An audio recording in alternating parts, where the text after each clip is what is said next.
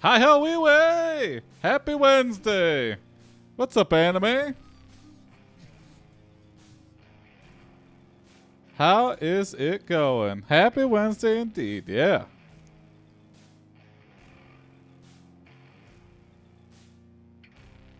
I had a day of wrestling with my fridge. My ice maker was acting up, so I took that, cleaned it all out, and then I realized something in my fridge must have spilled. So, and I have like a giant fridge, so I had to like take everything out to like clean it. And I was like, I'm exhausted, so I'm happy to be sitting down. Got a nice tall glass of water, and I get to just chill out. I might as well have been. I was wrestling the fridge.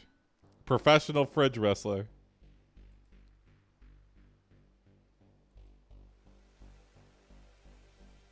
What's up, Misha? Happy Wednesday. Or you're in the future or in the past. I don't know anymore. No, you're in the past. I don't know. Wait. If you're in Asia, you're in the future. Because Jim was in the future.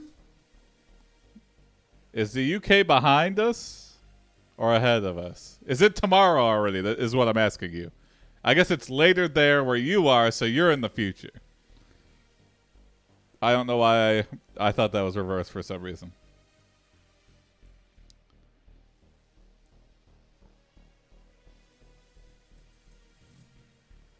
We could do a spooky prompts.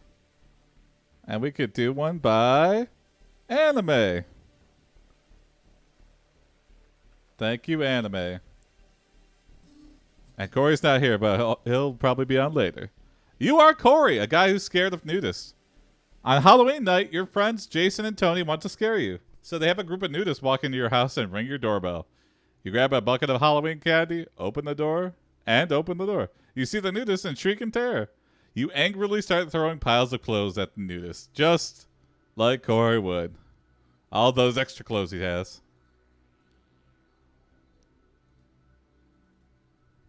They laugh as you throw them around like rag dolls. One of them grabs your hand and leads you into their home where he ties you up on an old bed with rope. He laughs cruelly at how easily his naked body is overpowering yours. That's shocking because Cory's tall and I don't think he'd be thrown around like a rag doll, so that means this nudist has like some super strength. Or maybe the clothes gave him power.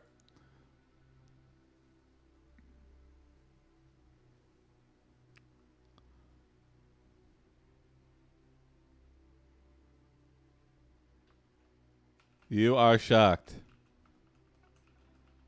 at how weak your clothes have made you.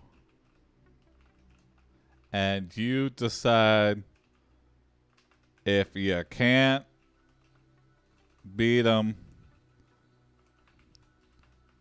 join them. You begin to take off all your clothes and feel the power surge throughout your body.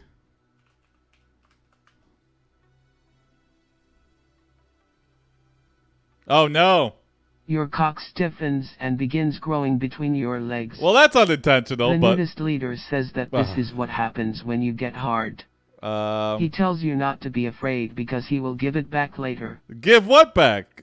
The hardness? Or his cock? Oh my god. Oh my god. I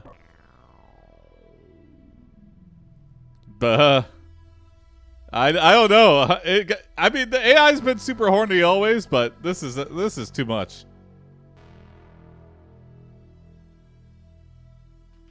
You want to test your new strength. So you go outside, clothing crime one perp at a time. You want to So you want to test your new strength, so you go outside. Your power is just horniness. No, we definitely got some super strength somehow. I don't know how it works, but I guess being a nudist gives you more blood pumping through your body. I'm not a scientist or a nudist. You want to test your new strength, so you go outside and lift an enormous boulder with one hand. This boulder has to weigh at least 4,000 pounds.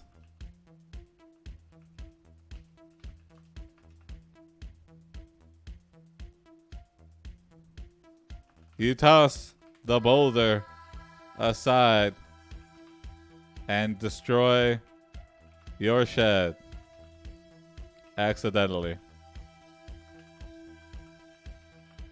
You wonder what else can you do to demonstrate your strength.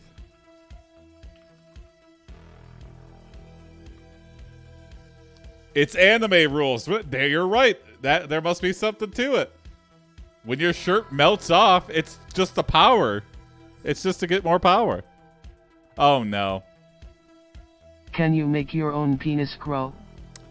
Is that really our main concern? I guess that is the lifelong ambition of all males on the planet. I might as well try. Your friend Tony comes over to help you, and together you put the boulder back on its original spot. Tony helps by holding onto the rock while you lift it.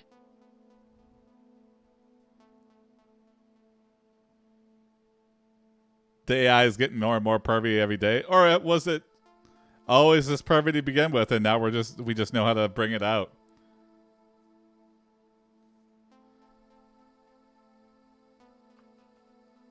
You tell Tony.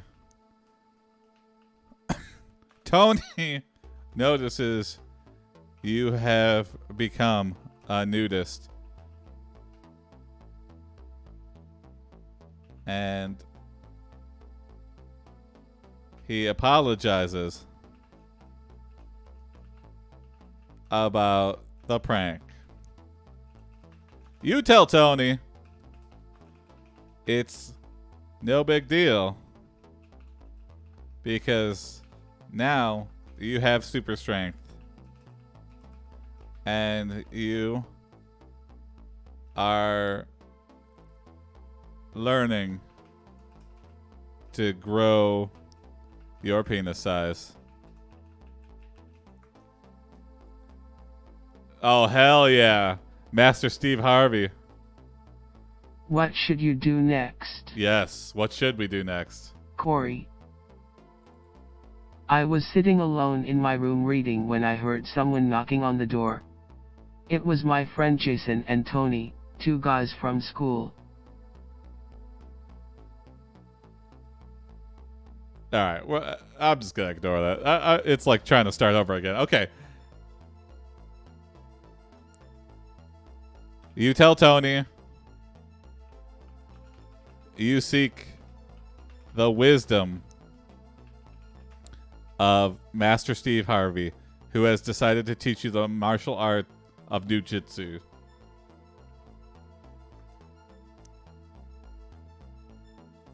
The next day, you practice Jiu-Jitsu against your two best friends Jason and Tony. Yeah. As you train with them, you discover that there is more to being a nudist than just having sex. Yeah, duh. I mean, it's literally not about that. If you go to a nude beach, nobody is having sex. Everyone's just walking around. They just like being free. And it's mainly olds. You're not going to run to a nude beach and see anyone attractive because they like wearing clothes because they're so sexy. But us, the nudists that have to walk around and go, I'm not ashamed, even though they feel deep, deep shame. but they pretend like they don't. You're in school again in these stories. Yeah. You tell Jason and Tony the 3 tenets of Nujitsu. 1. Do nudists have a special clothes day for a change? Yeah, Friday is casual Friday where everyone just... You get to wear a Speedo. A cool Speedo. Keep your skin clean and free from bacteria. All right, so take showers and don't be smelly dirty. 2. Train every part of your body.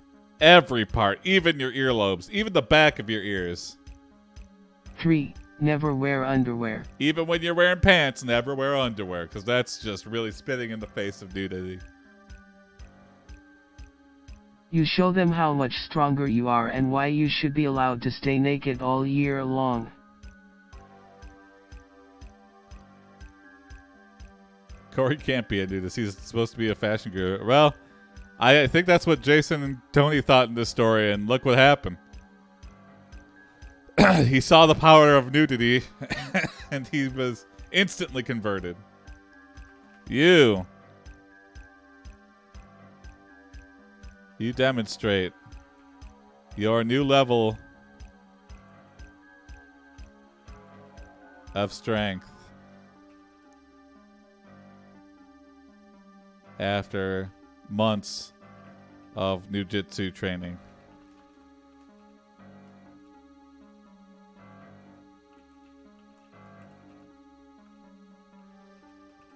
And ... Oh no!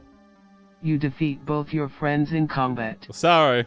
After the fight, you ask your friends if they still want to play a prank on you. They say yes, but this time you will win. Wow, doubling down on the prank game, even though we just got our asses kicked by a nude Cory. Hey, what's up, Kyril? You agree to let your friends pick out your costume for Halloween. Okay.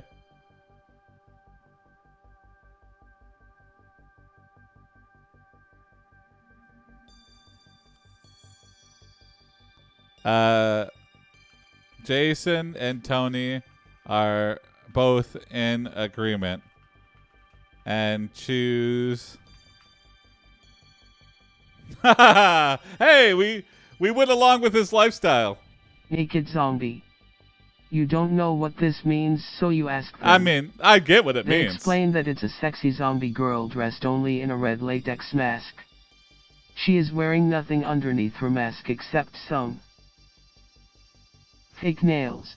So she has her hands in her face?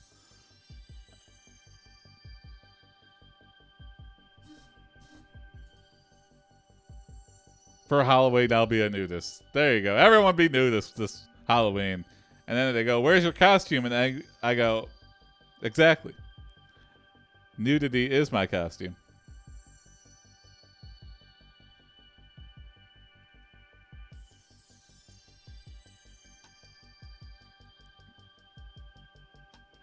I keep forgetting that Cory is in the stories as a woman. It's not intentional. We introduced him as a guy.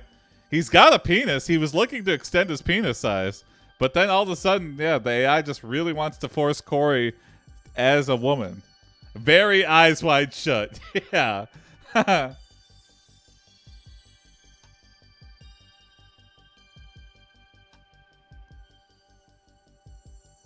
You agree. Thinking they are trying to prank you. You agree. And prepare the ultimate prank. The ultimate revenge prank on Jason and Tony. First, you host the Halloween party this year. Then dot dot dot.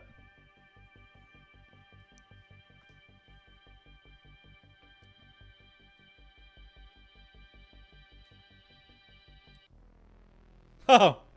You hire the stripper. A stripper is like a perfect intro into nudity. It's like she starts fully clothed and then she slowly takes it all off until she's completely nude. We're trying to prank them into becoming nudists as well, I think. I don't think it's going to work. On Halloween night, you arrive at the party early and wait in the living room for We're your friends hosting to the party. arrive. Of course we arrive When early. they finally come over, you greet them and invite them inside.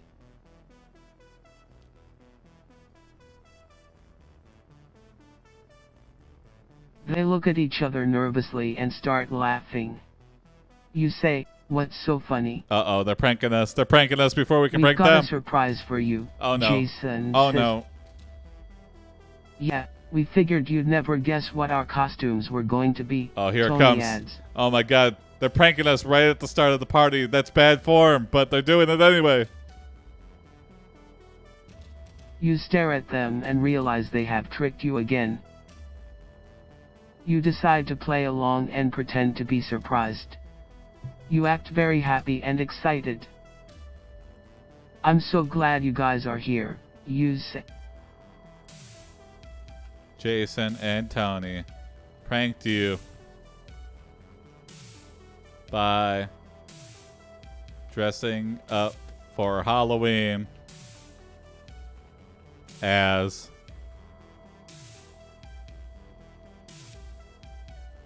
oh no! The stripper named Naked Zombie. We hired a stripper and it was just Jason and Tony in a naked zombie costume. You are stunned by their costumes and you try to keep the smile on your face. Well, Tony's the zombie ass. I'm the zombie head. "Wow," you exclaim. "This is awesome. I love it."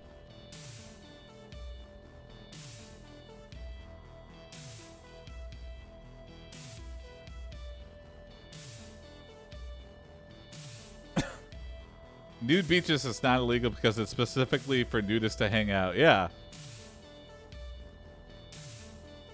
I mean, I wonder how an area gets designated as, like, do you go to city council and, like, petition to get a beach turned into a nudist beach? Or is it private property that they allow nudists to be on? And so there's, like, a... Otherwise, it's a public indecency charge. Yeah. I've been to some French beaches which weren't nude beaches, and some people were sunbathing nude. Yeah, it's kind of like, who's going to call the cops? Like, if anything, it's just like a slap on the wrist, like, man, please put your top on, there's kids around. And it's just nature. It's not like people are having full-blown sex on the beach. Breaching the peace and breaching your dignity. You don't have to look.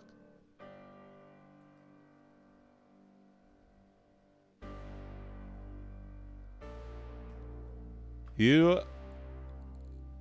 cheer, you get the attention of everyone at the party and clink your glass. Hey, everyone. Happy Halloween! It's time for the naked zombie dance.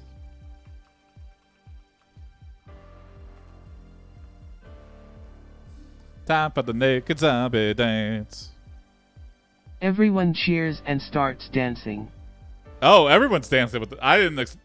Normally, when a stripper dances, like, people watch. Now they don't participate, but As you dance, you notice that the stripper is also naked under her latex mask. the stripper that is Jason Her and breasts Tony. bounce freely beneath the latex as she dances. Okay, is there a real girl in there too?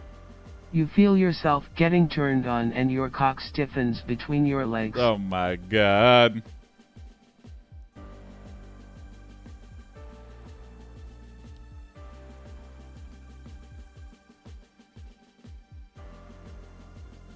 You tell everyone that the party is heading outside for a fun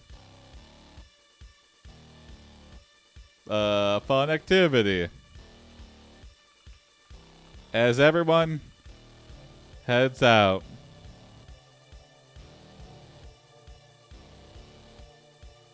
you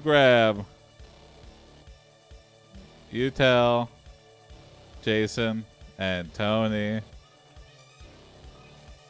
they did great as the naked zombie. You did great, kids. German D, switching to German D. Everybody loves the German D. Strippers. Strippers. You see your friends head into the house and you follow behind. Okay. You enter the kitchen where your parents are preparing the evening meal. Oh my god, Cory threw the party at his parents' house? Mom, Dad, can you please excuse us for a minute?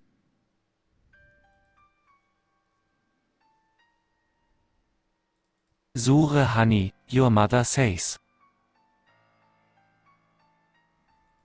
Okay, sweetie, but we're cooking dinner soon, so don't be too long, your father warns. You lead Jason and Tony to your bedroom and lock the door. You tell Jason and Tony you are fed up with the prank war. You hate having to always be on high alert around them, and that it's not fun. It never was. Jason and Tony nod and propose a prank war truce.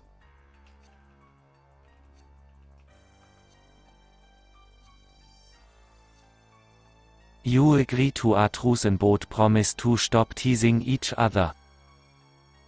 Good, you say. Now let's get started with our plan. You explain to Jason and Tony that you have been planning this prank for months.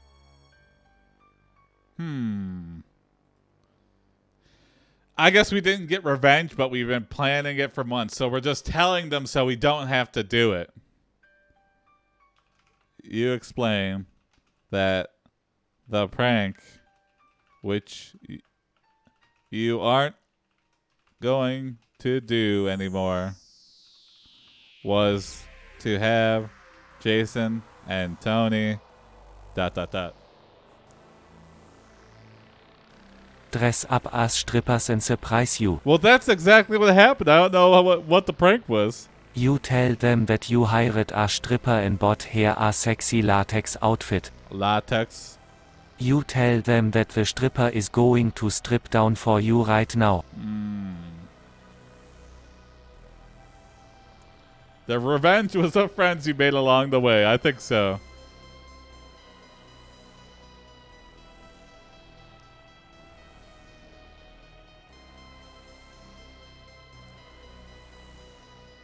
Jason and Tony hand you back a pile of your clothes. And you stop your nudist life. You feel all your strength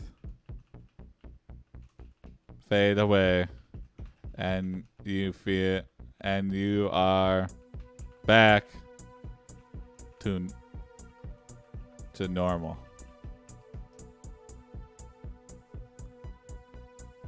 You take off your shirt and shorts and throw them aside. What? You turn around and see the stripper standing there. SHE smiles at you and says, "Hi, I'm Tiffany. What's your name?"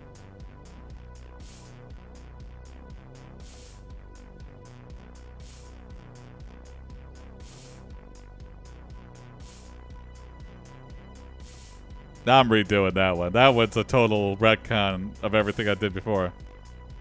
You quickly put your clothes on and walk out of your room.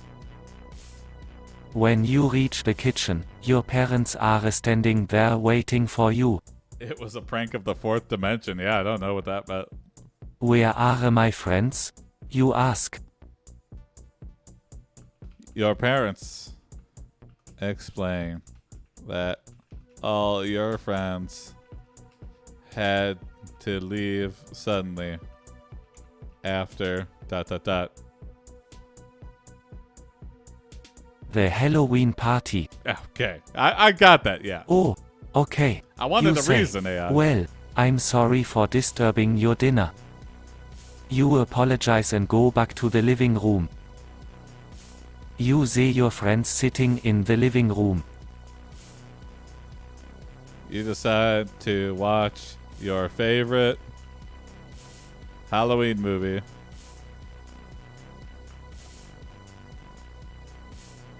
The Exorcist is pretty good. The Exorcist. Yeah, it could get kind of old though, I guess. After watching the movie, you decide to head home and shower before bed. It's not exactly a movie you can watch over and over again, but there's very few movies like that. You turn off the light and crawl into bed. I could see like every other year watching The Exorcist. Your eyes are closed when you hear a knock on your bedroom door.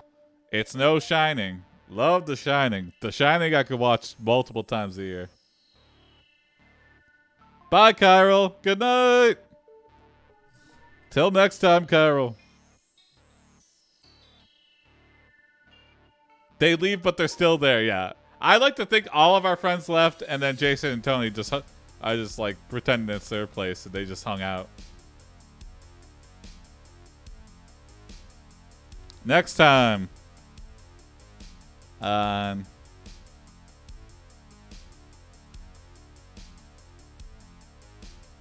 Pranked into Nudity.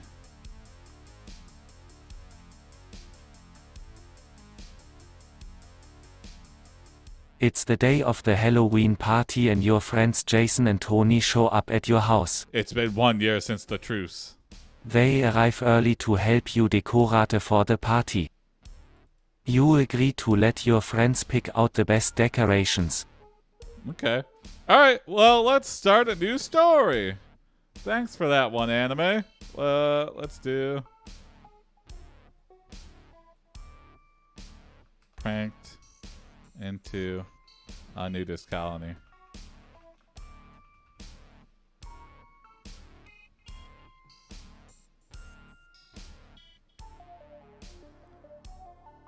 Let's do another prompt by Biz.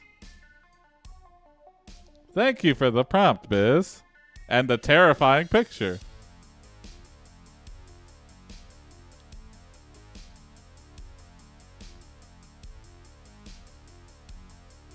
You are Harlan, a man in his early 40s who has recently been divorced from your wife of 13 years. You still got a job, but it keeps you from traveling from town to town and sleeping in motels. One night, you're trying to catch some sleep in the Last Stop Motel when you wake up to see a strange woman peering in at you from the end of your bed. Ugh. Her face is locked in a strange grin. She waves at you. Lady, I don't know you.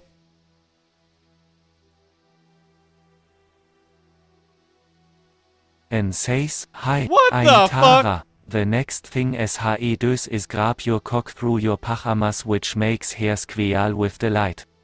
Then suddenly, without warning or explanation, SHE disappears into thin air, leaving only an empty space where SHE stood. I mean, God. It's interesting, everything else except for the grabbing her cock. I'm going to retry. And I hope it's not horny. Something is turn the horny to max, and I don't know what it is. With hair left hand while SHE points into your pants pocket with hair right. It's not what you think, SHE says as if reading your thoughts. I'm just here to help. As SHE speaks, SHE seems to be shrinking down on the other side of the bed so that only one eye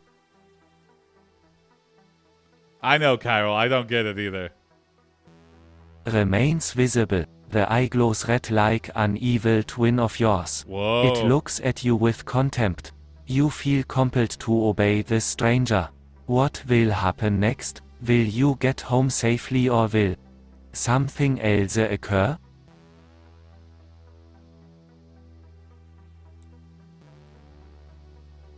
The strange woman motions for you to follow her, and you feel compelled to do so.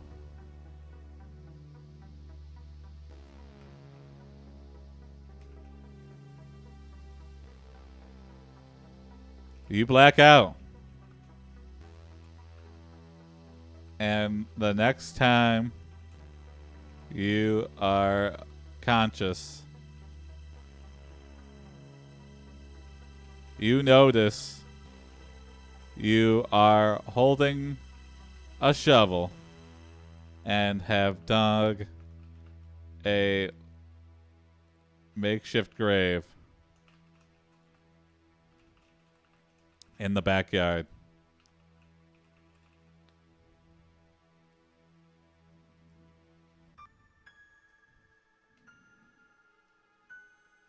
You grossed out the potential monster, yeah.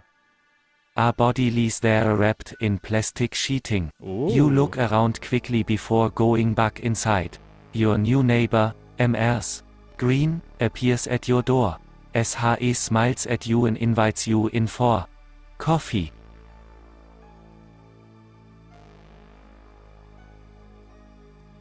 Mrs. Green tells you that she noticed you working throughout the night, and that she hopes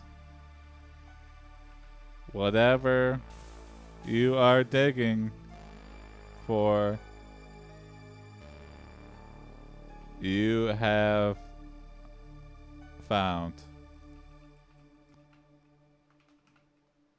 You thank Mrs. Green for the coffee and begin to fill the grave so no one can see the body.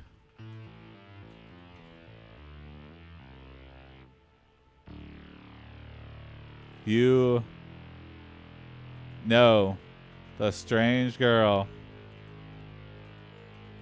must be behind this.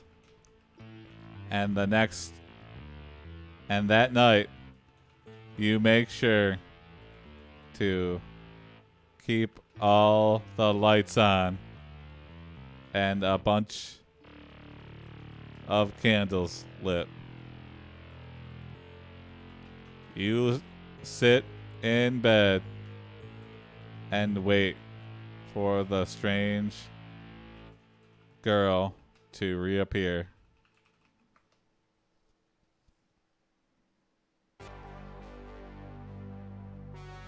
Never heard anything say coffee in such a suspicious way before, yeah. After a couple hours pass, you hear a noise outside. You peer through the blinds but cannot see anything. You decide to go downstairs to investigate. You find yourself standing at the bottom of the stairs looking at a pile of dirt that used to be the house front yard. Oh my god.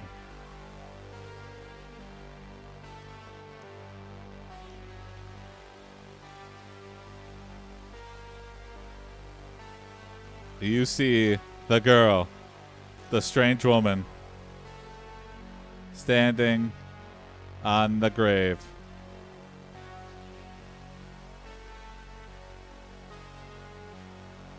What do you call blinds that can't see? Sights. Thank you, Cairo. SHE beckons for you to come closer. When you do, SHE whispers to you, Harlan. I need your blood. You turn away and run upstairs. Just then the strange woman vanishes.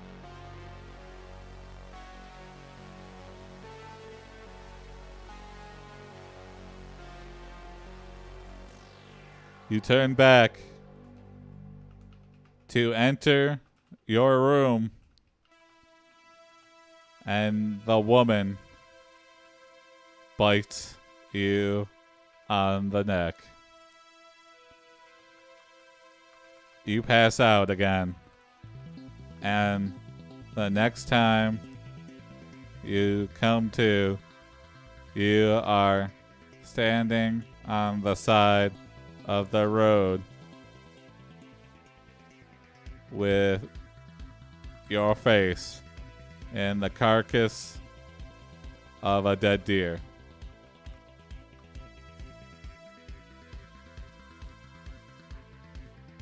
Strangely enough, the smell of blood doesn't bother you. You are walking along when suddenly you see a car coming towards you. It stops beside you and the driver rolls down her window. SHE tells you that you are very lucky because you were almost killed by a trucker earlier tonight.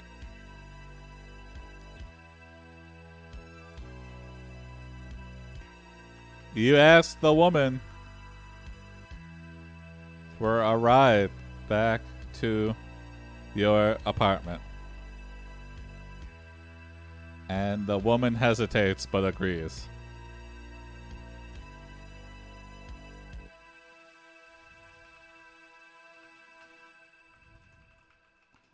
The woman tells you her name is... Are you going trick-or-treating, Jason? I'm far too old for that. But I did try to go trick-or-treating when I was like 19. And I only had one lady who was like, I'm not giving you candy. And I had the laziest costume too. I just had like a hat and a sweatshirt jacket. And I was like, I'm a football coach. Laura asks you why you are traveling alone. You tell her about your divorce and how you are just trying to get your life together. Laura seems sympathetic and offers to let you stay with her. Until you can get a place of your own. I technically do have a place of my own, but Laura doesn't have to know that. Truckers are a lot scarier in this universe. Yeah, truckers are like vampires' worst enemy, apparently.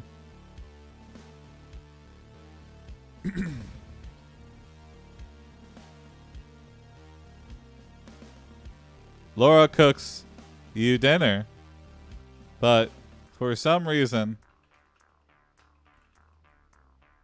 it doesn't satiate your hunger.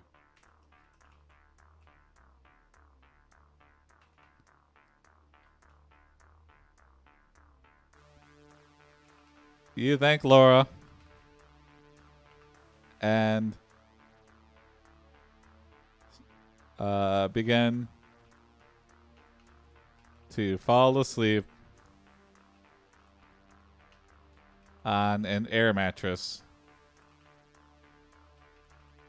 she has laid out for you. Laura Croft, could be. Suddenly you are being shaken awake by Laura. You try to fight off her advances but SHE pins you down and begins kissing you. Hey, Laura! You kiss back and soon you are having sex with her. Whoa! Afterwards you both lie on the bed and watch TV. So horny.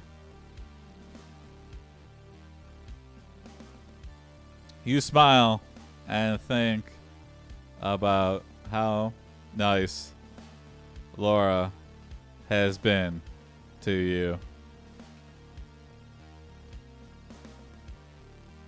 Then you sense someone is watching you and look outside the window to see the strange woman. The strange woman staring back at you.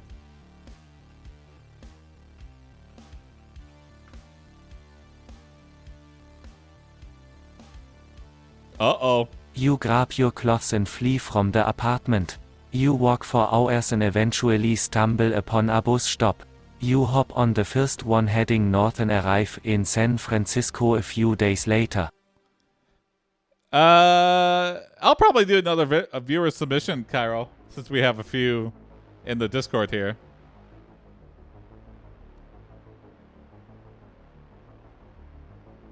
This is getting very Tales from the Crypt, yeah. What's up, sure, why not? Hello and happy Wednesday.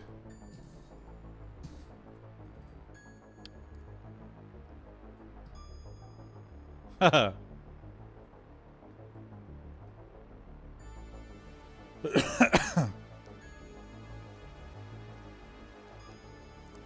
You arrive in San Francisco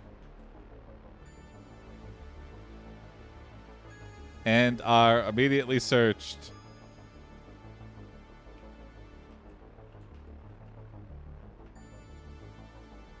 You ask where the police's warrant are. Where the police... You ask the police if they have a warrant. And Officer Cory from the AiPD police force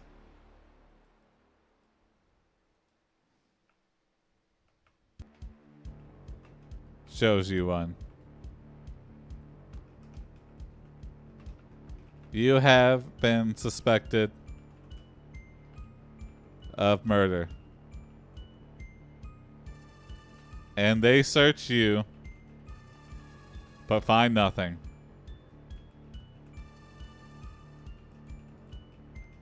You notice an officer is tailing you and will follow you wherever you go.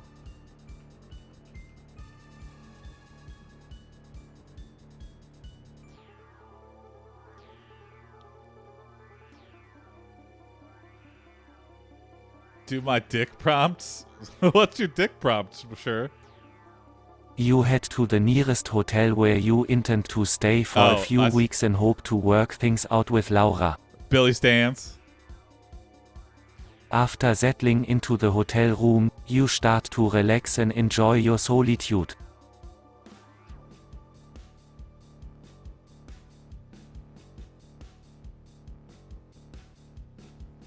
Fortress of Solitude, exactly.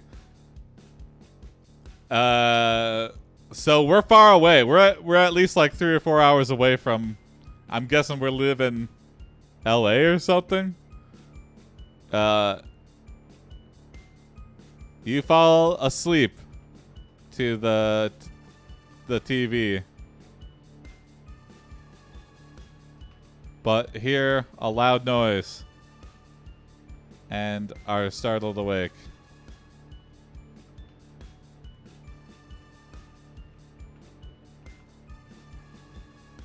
You are face to face with the strange woman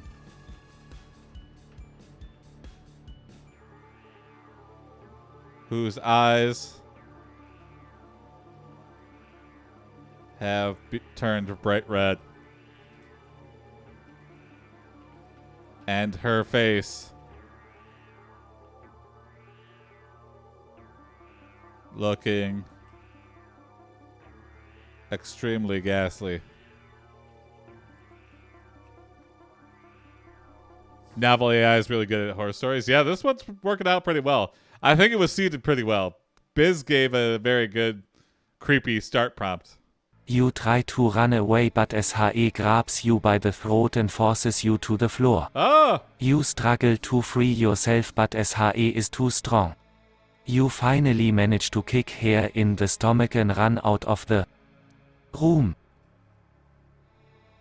You begin to run down the empty highway. You look back and don't see anyone chasing you until you look up. The strange woman, has grown strange bat-like wings and is flying above you at great speed. She dive bombs you, but you manage to barely dodge her attack.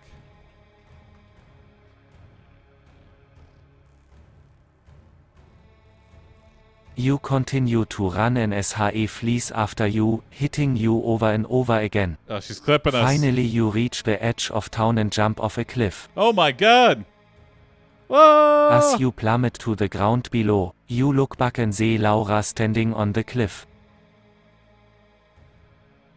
You realize Laura is a vampire lord.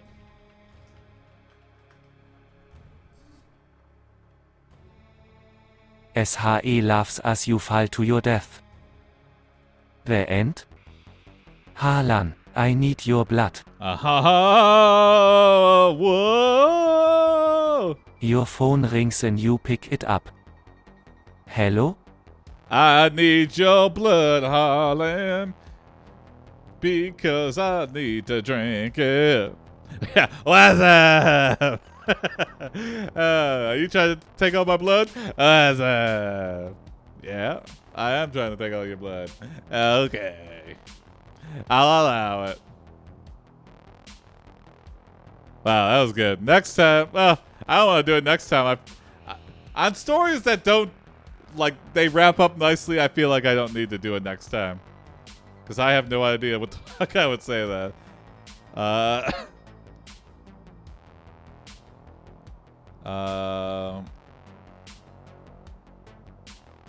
I'm gonna call it, I'll just call it what you, the window next door.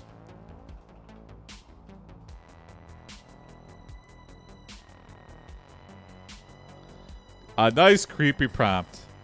She's immortal and has no sense of dead memes. Yeah. She's like, oh, sorry, I forgot that was like 100 years ago. And you go, wow, you really have no perception of time. Do a moral? Okay, I could do a moral for that. Let's try that. The moral might fit. The moral of the story.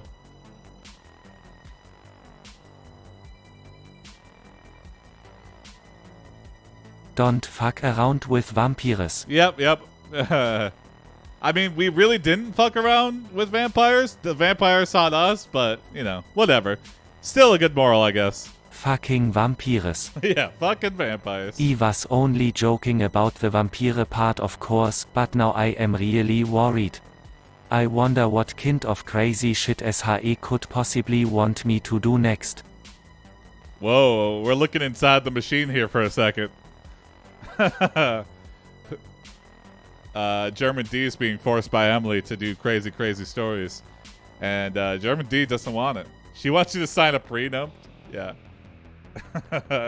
And vampire prenups are like pretty much a death sentence. Let me blow 2,000 years of progress on one vampire lady. She quite literally said she wants your blood. Yeah, that's true. I mean, I guess we're like, what does that mean, though? Why is she playing all these mind games? She's just like, I want all your blood. All of your blood. I want it all. Your blood. And we're like, what? Women, we just can't figure out what they want. She's like, all of your blood. All right, next prompt is by Sure Why Not. Thank you, Sure Why Not. Fine, I'll donate blood. Gosh, yeah. No, I want your blood. You are Bill Stance, a hunter. Unfortunately, you have just shot your dick off and must quickly find something to replace it. Please not a pickle. With before the blood clots. You look around for anything that will work, but all of them seem to be occupied by women or children who are screaming in pain. Your cock is still hard as stone, so you grab one of those big black dildos hanging from the wall and stuff it into your mouth. Oh my god, we're at the Cock and Balls Expo, which I guess is a popular place for moms to take their kids during summer vacation. And we're like, oh my god, all these dicks that look like ours are being occupied. Oh, I guess I gotta put on the big black dicks. Empty hole. It Yep. feels good. Yeah. You feel like Sucha stood after using this toy on yourself and you wonder what other toys they have here. The only thing left is the last one, which seems to be made out of glass. It's almost like it's too horny. I feel like the AI is just being so skewed. It's just like right out the gate. Okay. This next one, after this story, we're gonna do an experiment where we try to do the most unsexy, boring. A guy is just like hammering wood. No, that could be confused. A guy's just sitting on the recliner watching Wheel of Fortune. Something that there's no way it could get anything sexual from it. And then we'll see how fast it takes to get sexy. Or horny. Just as an experiment.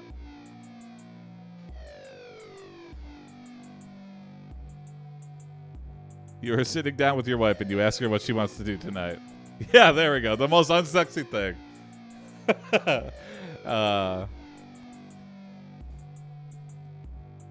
And she's like, I want to fight a goblin on the mountain of Gruabador. And you're like, what the fuck? That's what the AI did with that?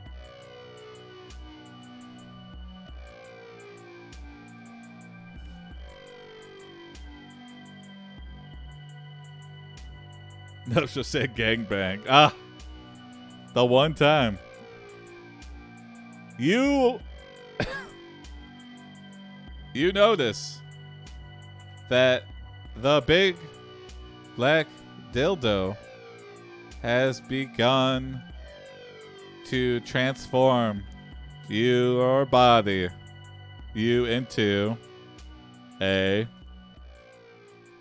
What? How is this possible? Woman. Your body grows larger and longer and your breasts swell up until they reach their limit and burst open, revealing two large milk-filled teats.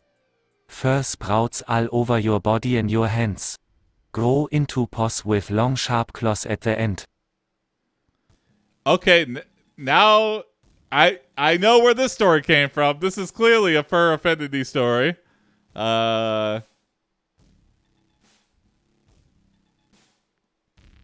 All right. I don't know where to go from here. All right. It's not even normal horny. Clearly a fetish story, yeah.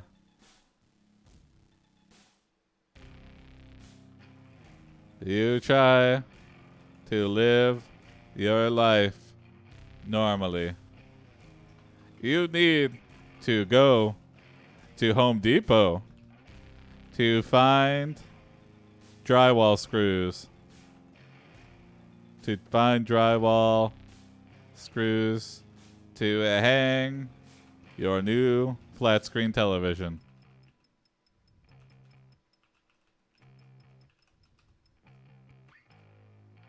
When you arrive at Home Depot,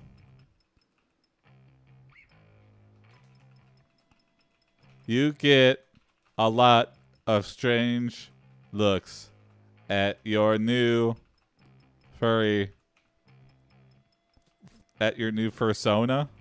How do I type that? Fursona? Yeah.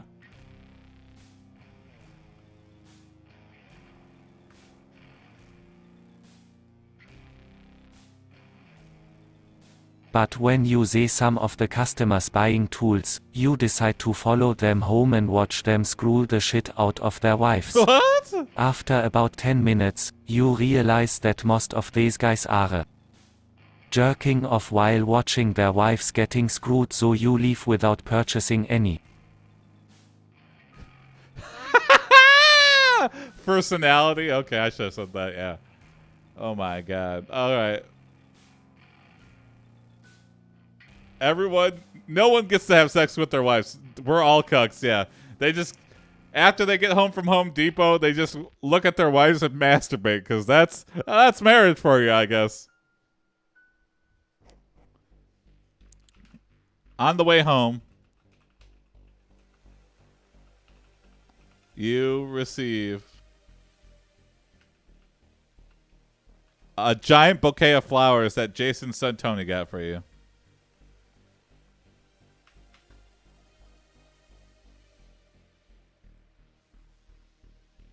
Oh boy, Chiral. He said he wanted to give you a gift because his dad had told him how much fun you were to talk to and you helped him through a rough time. Alright. The next day, you meet up with Jason again and ask if there are any more women here that would want to play. You tell Jason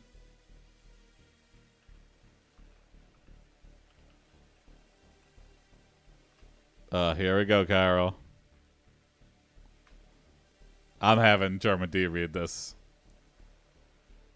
You tell Jason, this is my full name.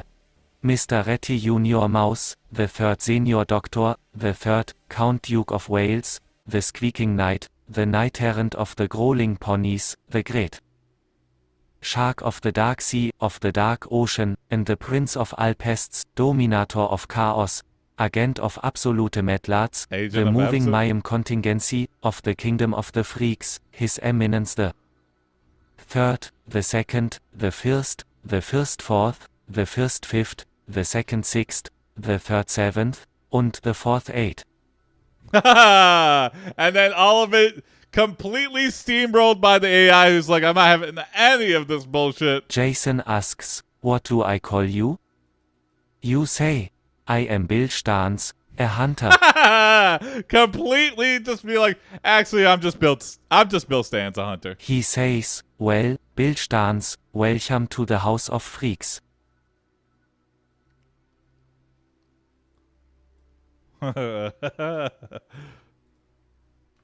You say, bitch, you are level 2.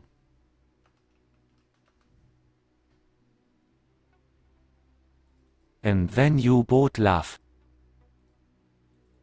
A few days later, you are walking down the street and you see a girl wearing a purple bikini top and a pink skirt with hair tied up in pigtails. A purple bikini top and a pink skirt. I mean, I guess we're on like a beach or something, right? I guess that's not too unusual.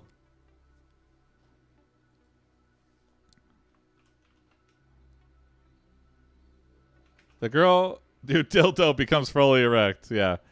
The girl says, hey, I know you.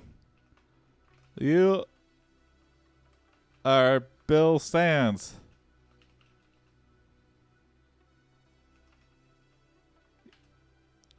Are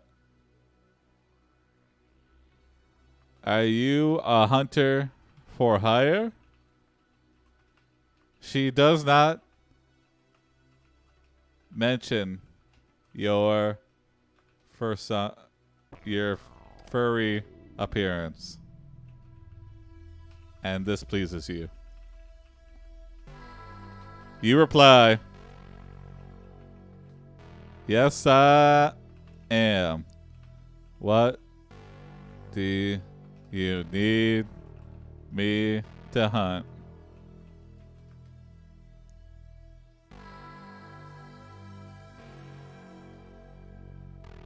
SHE says, my name is Alexia. My parents own a restaurant and we are having a contest to see who can bring in the most business during the summer months. Okay. We need someone to help us make money. So you have a failing restaurant. They're running a sales contest. and you're outsourcing it. It's a Hooters. You say, sounds easy enough. Yeah. What kind of business? SHI restaurant. says, we have a website where people can order our food online and pay with a credit card. A restaurant. So far, nobody has ordered anything, so we need to attract customers somehow.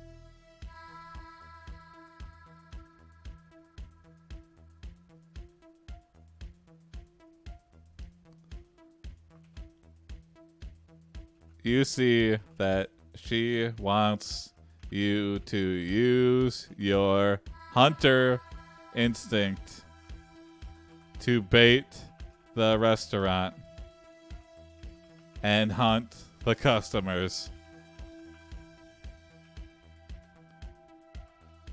You agree. And set the bait.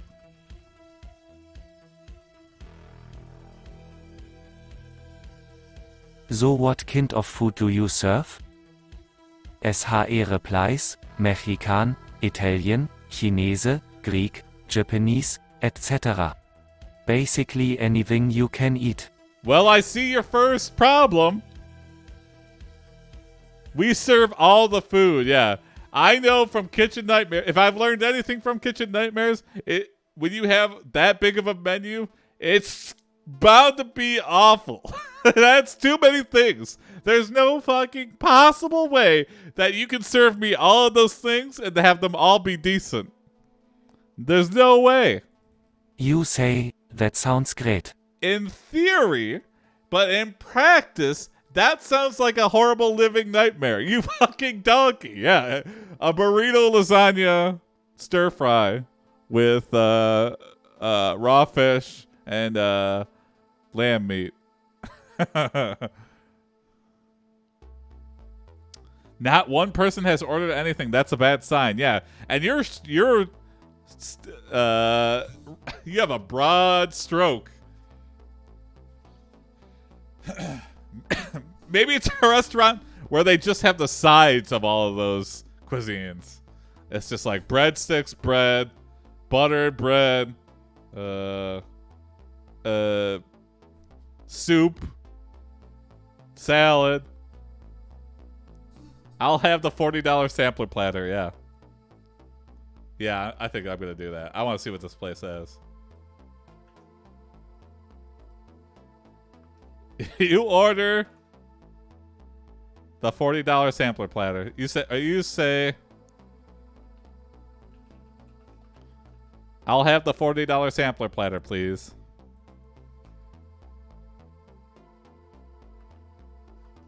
No, please. I just want it. Give me the $40 sampler platter.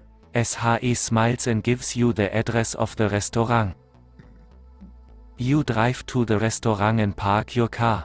As you walk towards the door, you notice that Alexia is staring at you and blushing furiously.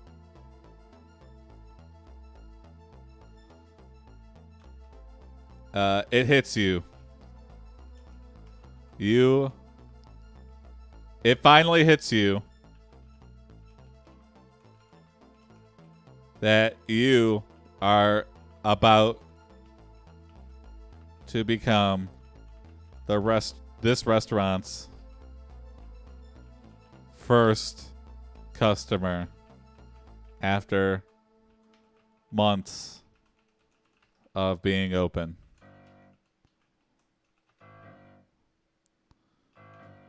You enter and are served right away. You are shocked to see the sampler platter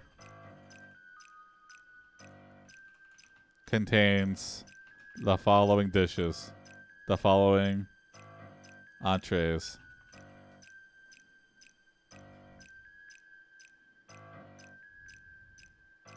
Oh my god. It's all McDonald's! 1. A Big Mac with cheese, fried chicken strips, French fries, and pickles on top. Oh my god, they didn't even have the food ready. Can you say that we do a little trolling? Yeah, we do a little trolling, for sure. She's a lesbian furry. 2. 3/4 pounders with cheese, hamburger patty, lettuce, tomato, onion, ketchup, mustard, and pickle slices. Second reason I know your restaurant's failing, I ordered everything and you gave me McDonald's. 3. Yeah. 2 double. If I wanted proxy McDonald's, I would never want proxy McDonald's. Let me just throw that out there. 3. 2 double cheeseburgers with fries, cheeseburger patty, bacon, lettuce, tomato, onion, ketchup, and mayonnaise. I'd lie if I said this wasn't making me hungry, though. 4. 1 chicken Caesar salad with ranch dressing. Okay. That's an original entree dish. 5. 2 honey barbecue pork ribs. There we go, another one. 6. 1 beef gyro with tzatziki. Again, you're getting really far apart in styles here, but, I expected that. 7. 1 calzone with sausage, pepperoni, ham, and mushrooms. Oh, ruined it with the mushrooms.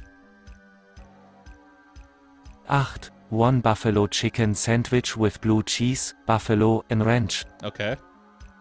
9. 1 veggie pizza with marinara, spinach, onions, peppers, and pineapple.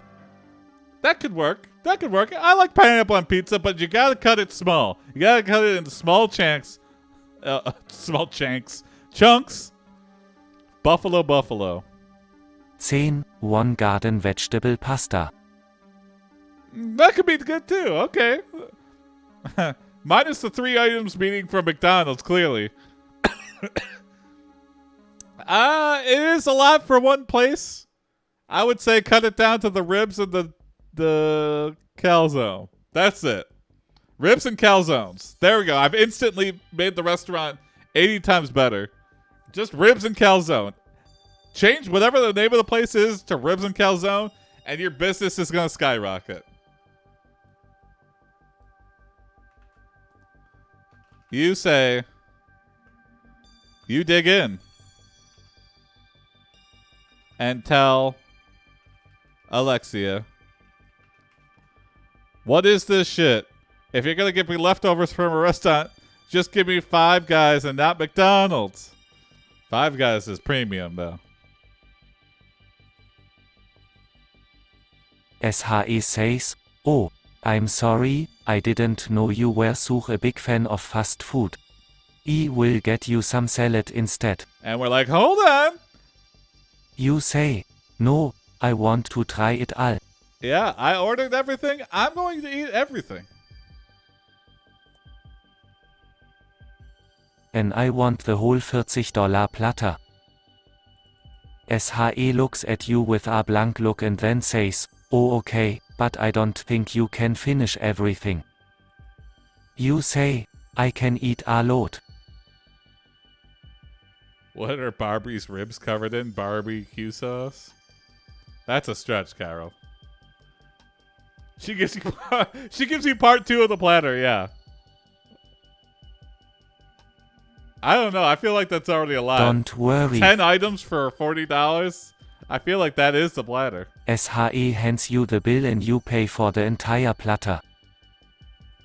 You tell her, "Thank you so much. That was amazing. Now I am hungry again." You become Alexia's #1 customer.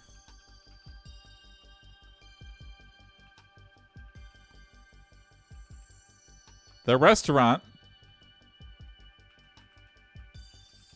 begins to attract other furry customers, and the most popular item by far is the sampler platter. Is the $40 sampler platter.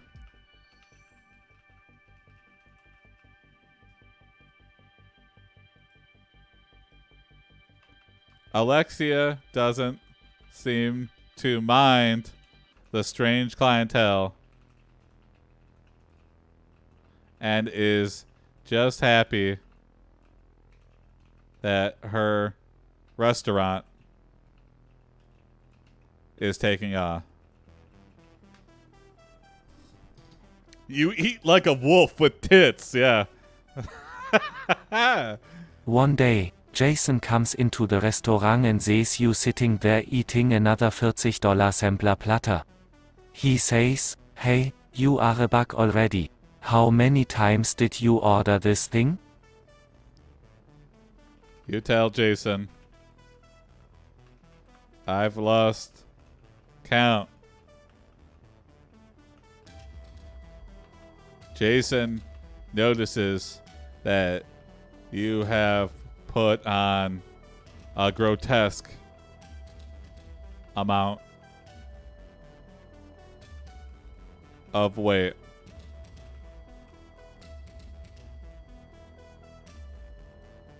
You have gained a good 20 pounds since you started ordering the $40 sampler platter.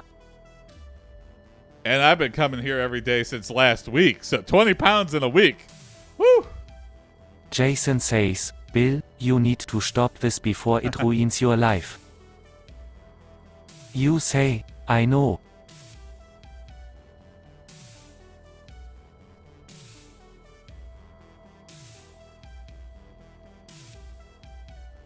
20 pounds, that's nothing. Exactly. There's kind of a... There's Oh Yeah, We Weigh. That's the closest. That's the only... Or there's the variation, but still same. Oh Yeah, We Weigh. AiPD, oh yeah, We Weigh.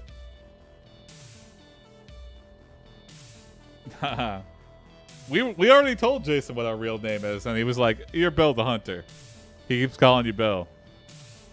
That other name is just our online persona. That's our internet handle. 20 pounds with cheese. Yeah. Yeah. Oh, here we go. I will go on a date tomorrow. Jason says, "No, you need to go on a vacation somewhere. Go out of state or even outside the country. Get away from all these temptations." You go to a furry convention in Montana called Furcon and meet up with some friends. They introduce you to several members of their community. One of them introduces you to a beautiful female fox named Jasmine. SHE is very friendly and seems interested in you.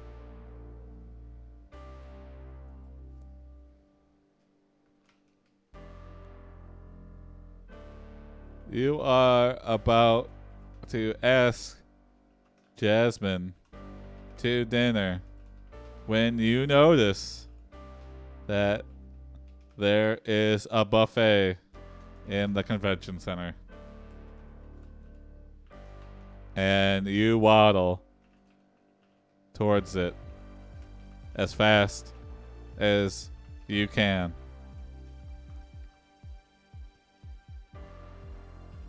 You bury yourself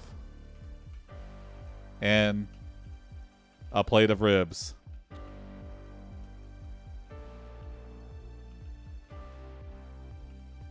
And then you realize you have a serious problem.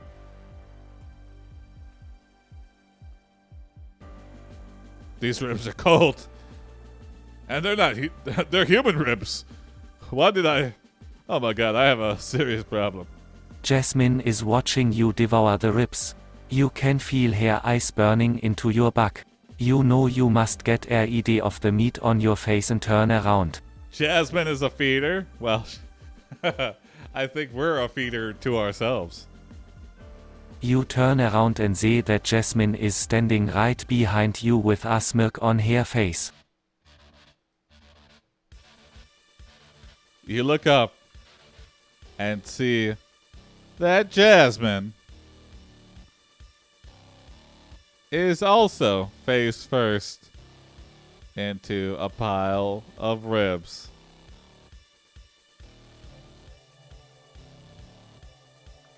You laugh. That's it. You laugh. Jasmine says, Bill, Bill. You say, what? SHE grabs your hand and pulls you out of the convention hall. You follow her to an empty room and SHE tells you that SHE has something important to tell you. Okay, interesting. Bill, Nye the furry tit wolf guy.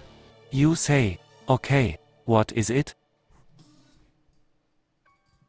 SHE says, do you remember how I said I had something important to tell you? Alright, yeah, you're really building this up. Jasmine's got something to tell us.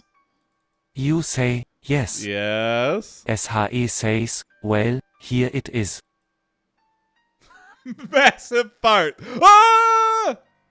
I am pregnant. We just met. You look at her with shock and say, pregnant? But we only went out a few times. SHE laughs and says, yeah, I know. That's too quick, because you don't even know until like 4 or 5 weeks in if you're pregnant or not. You can't possibly know a couple days after. This is somebody else's kid, and she's trying to pin it on us. Well, I wasn't born in the barn yesterday, Jasmine. Bill doesn't pay his bills because he's paying himself. Just name yourself Bill and avoid paying bills. It's Jason's baby. You have me. You have me the $40 sampler platter. Yeah. Oh, you gave me the $40. Oh, yeah. I bet we're pregnant with some ribs too. You ask her, well, are you going to keep it? No, we're not going in there. We're not going into the serious. You ask what she is going to name the baby.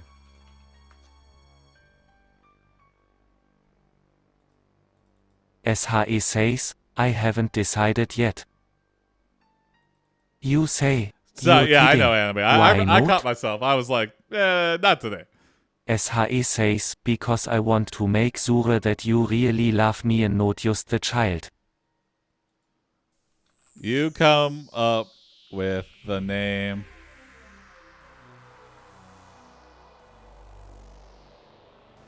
Tiffany, and Jasmine smiles and says, okay, Tiffany it is. Boy, girl, doesn't matter. It's Tiffany. You hug each other and then you go back to the convention hall.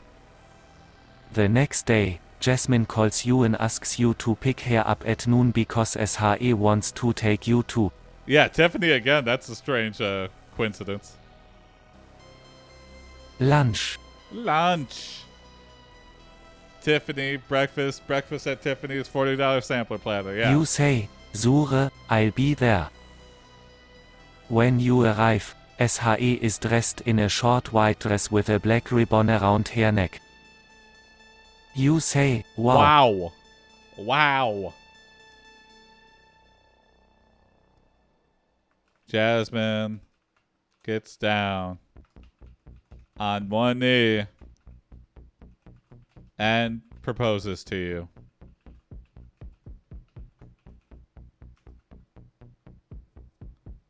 You accept and get married at the courthouse later that day.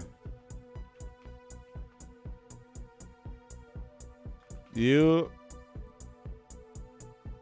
decide to celebrate by taking her to your favorite restaurant.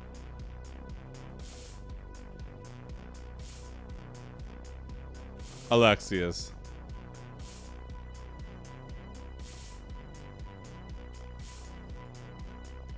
where the food is everything.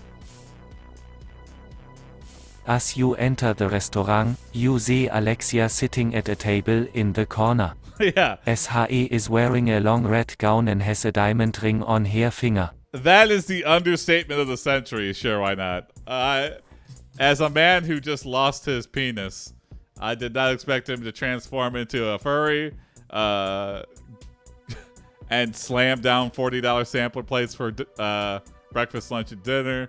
Didn't expect him to find love and get a woman pregnant within 5 days. All food all the time. Alexia looks at you and says, "Hello, Bill." You order 2 $40 sampler platters. And whatever Jasmine wants. See what I did there?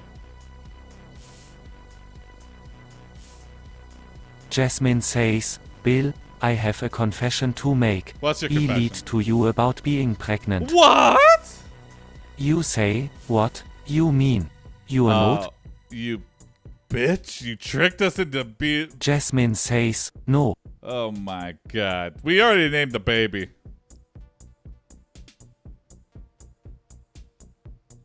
You say, "Oh, my god. Then why are you wearing a wedding dress?" Alright. That doesn't really make sense. Okay, you're gonna say...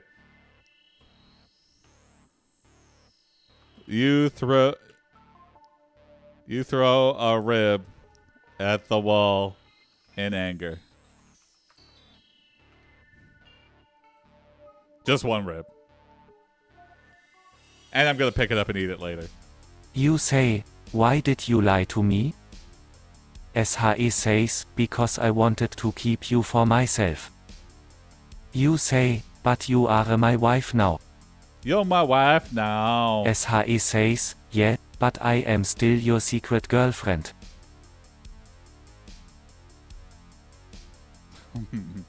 You can't wear a wedding dress unless you're already married, yeah.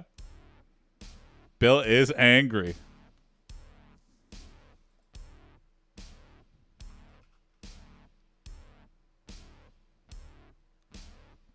You throw your calzone on the ground. Alexia notices you have become enraged and intervenes. She asks that Jasmine leave while she talks to you.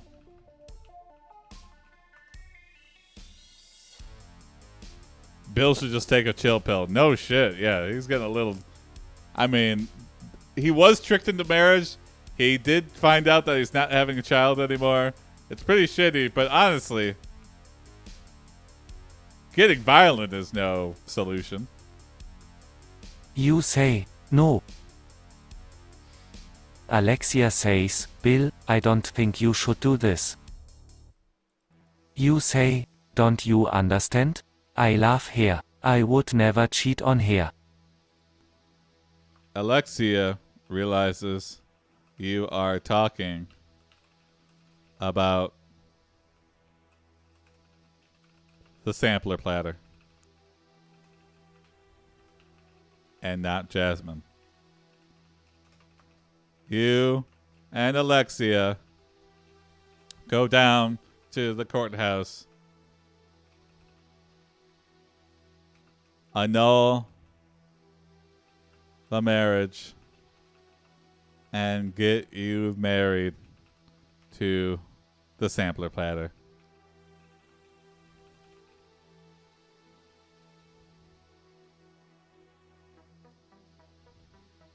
Marry the platter. Misha's got it, yeah. You ask Jasmine why SHE was lying to you and SHE says, "I knew you loved me so much that you wouldn't cheat on me."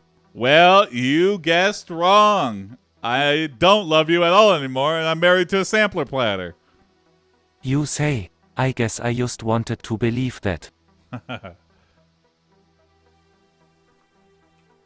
You say, it's bullshit. It's not true. I did not hit her. I did not.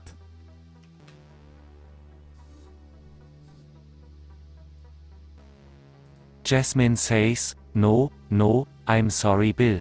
I shouldn't have done that. Yeah, you're right. You say, I guess I will forgive you if you promise to stop lying to me.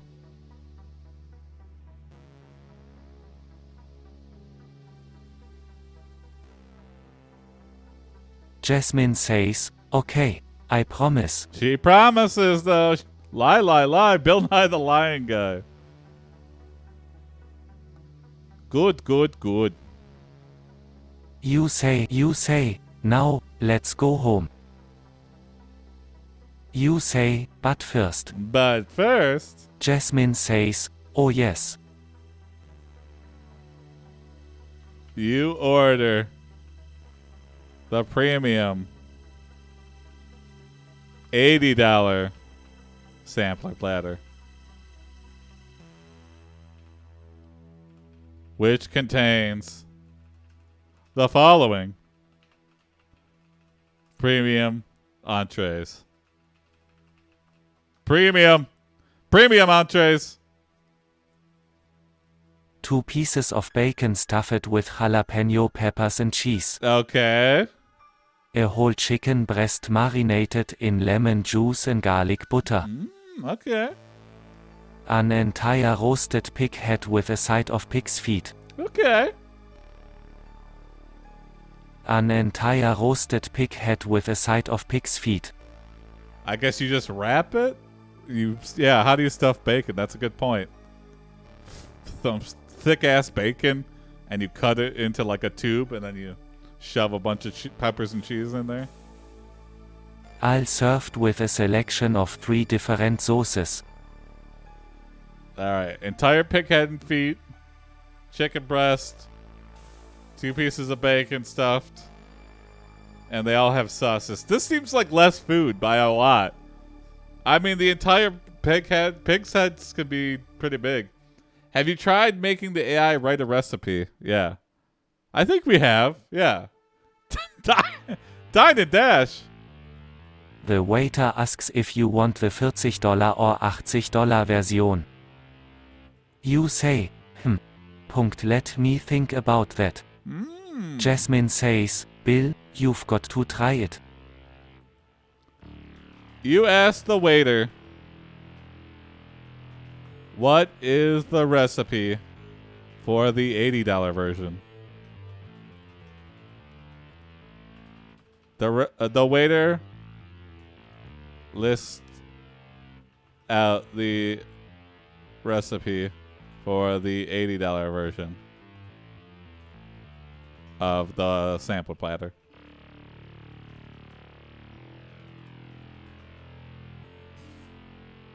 Oh, son of a bitch. Just gave us the same shit. Roast pig head, see above. Alright, 1 roast pig head. I guess not seasoned with shit. Bacon stuffed jalapeno peppers. They come out of a box. Whole chicken breast. Chicken wings. Chili dog. Oh, Australian. Yeah, why not? Let's do it. Thank you, Cairo. Let's get Australian.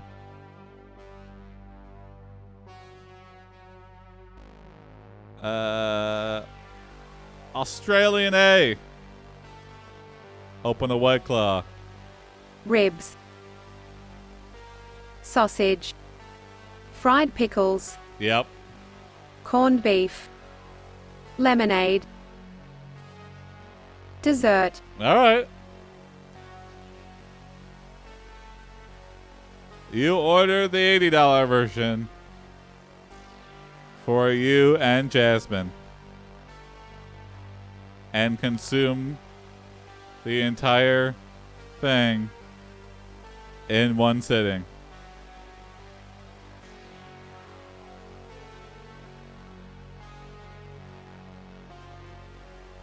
After dinner, you both fall asleep on the couch. Yep. I imagine we're hibernating for a while after that. In the morning, you wake up and Jasmine is gone.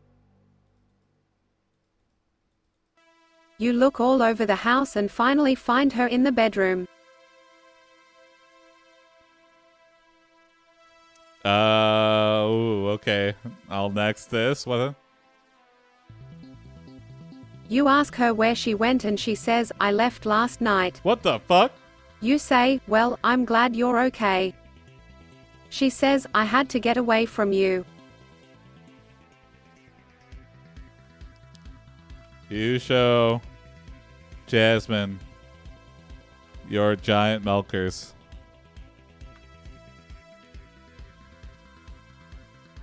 Jasmine says, I know what those are.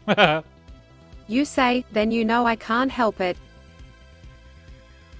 Jasmine says, Bill, I love you but I cannot stay here. You realize that Jasmine's parents are anti-furry and are here at your house to pick her up and take her to be defurrified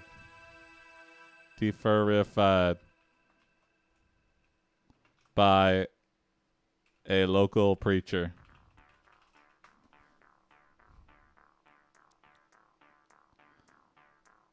I can't wait till Cory gets here and you have to explain that you're writing furry porn. Oh, we'll end it before he sees that. You say, fine, I'll come with you.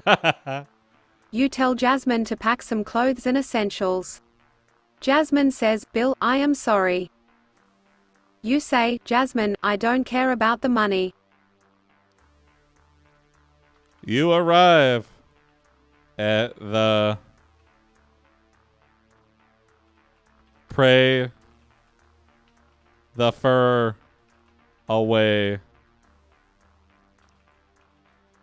camp and meet with its headmaster, preacher,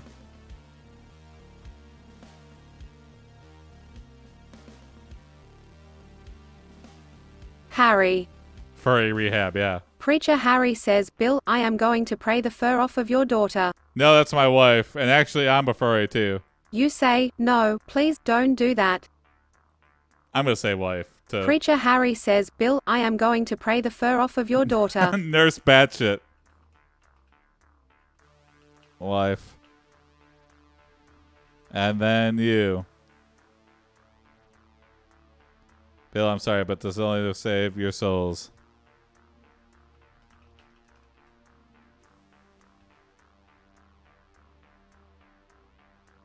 Preacher Harry turns on a video. It turns on a propaganda video that shows propaganda.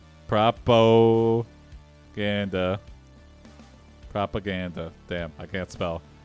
Preacher Harry turns on a propaganda video that shows the negatives. Calling the fur exorcist, yeah. The horrifying negatives of living a furry life.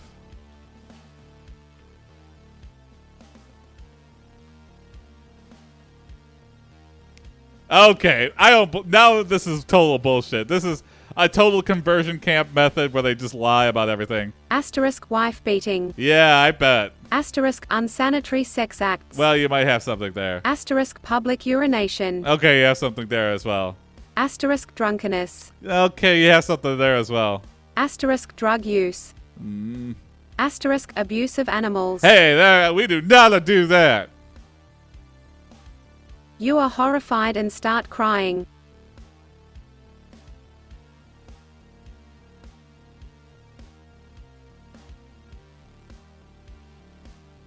Preacher Harry then moves on to phase 2 and calls in the fur exorcist.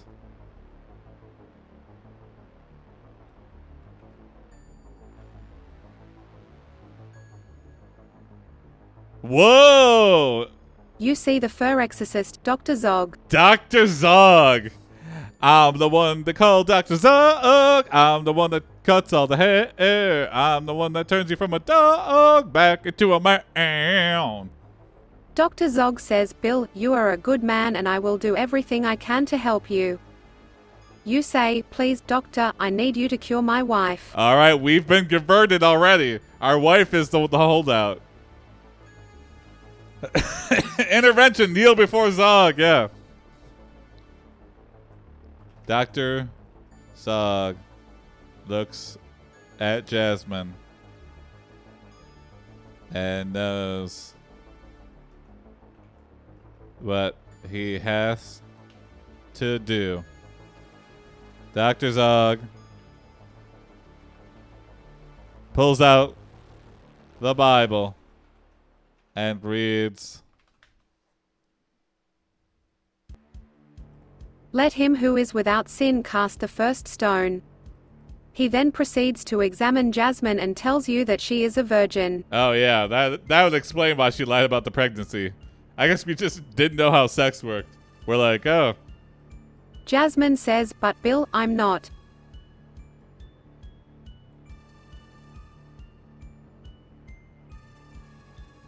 You say, thank you, doctor. Dr. Zog says, now, let's get started. You are now in the prayer room with Jasmine. Jasmine breaks the brainwashing that has started to take effect on you and tells you that everything they are telling you is lies. You look for a way to escape the camp.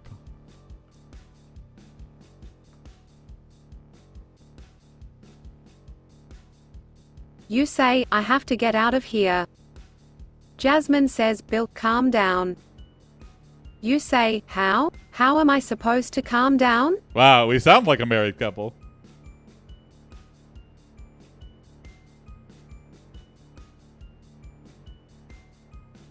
Jasmine says, Bill, you are in the best place possible. Huh? You say, I don't believe you. Jasmine says, Bill, I am sorry, but you are in the best place possible. You run away. You run and dig under a fence to get out. You realize Jasmine was using reverse psychology.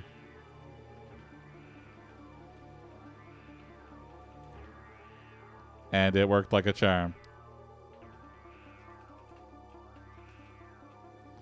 Oh, Jasmine, you dirty dog. You made me get out of there because you told me it was the perfect place for me. You say, Jasmine, I forgive you. Jasmine says, Bill, you don't understand. Yeah. Jasmine, I forgive you. She's like, Bill, I literally helped your ass. Get out of there. You say, I forgive you. Okay.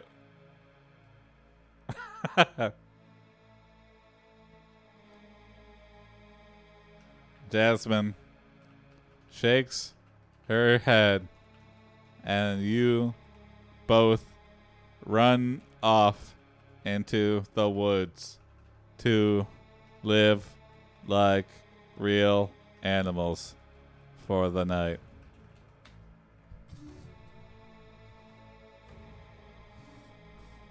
The next day, you both decide to go back home. On the way, you see a car wreck. You stop and help the driver. You ask if anyone else is hurt and the driver says no. You look in the other car and see that Dr. Zog has been killed. You are distraught. You and Jasmine arrive at your house and find your parents waiting there. Your father says, "Jasmine, we are so glad you are okay."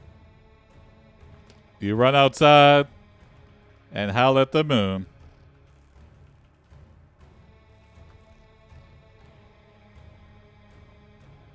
You look at the full moon and feel better. Ah, that makes me feel better about seeing a horrific car crash with a murder. You say, "I am sorry I did not listen to you." You hug your mother and cry. This is the weirdest episode of Dr. Phil. You are crying when your father walks out of the house. Yeah, okay. You realize it is time to turn your life around. You remove the big black dildo and transform back into a dickless human.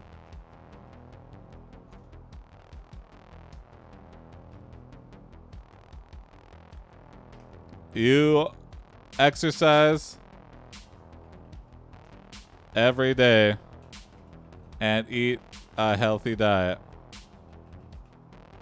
and lose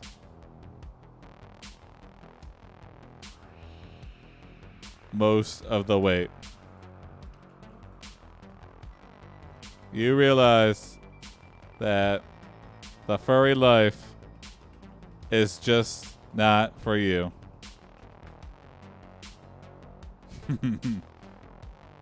You walk into town and meet up with Jasmine.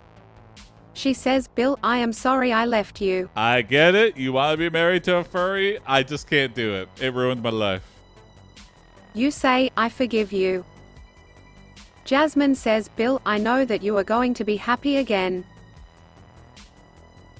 You smile and jump into the air. Freeze frame!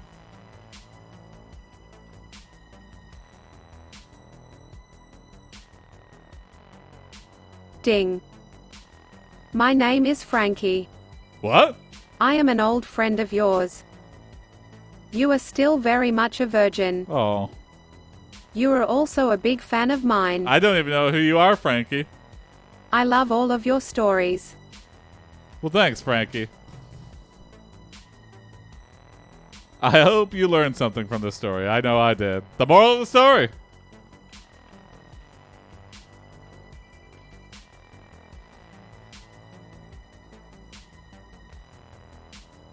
Furry life is a great story. Whoa, See you next week. whoa, whoa! This is a Love. Frankie. P.S. Please send me some more of your stories.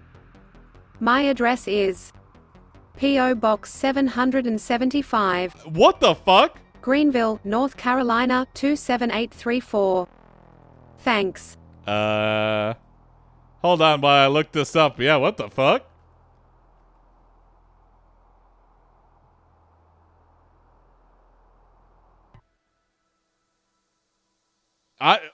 Is that real? That can't be real. There's no fucking way that's real. I don't even think that's enough information. Maybe it is though, actually.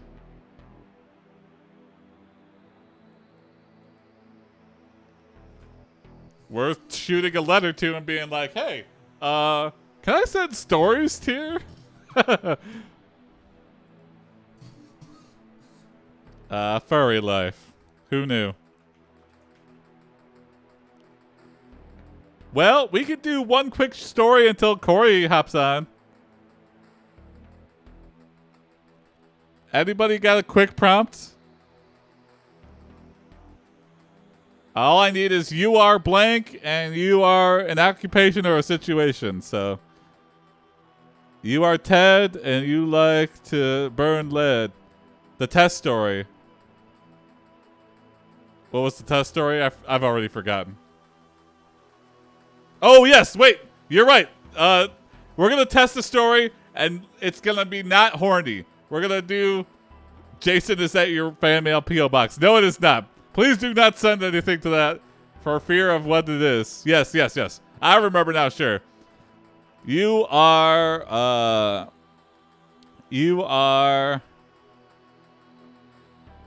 Farmer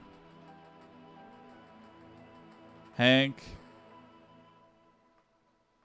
Puvolato.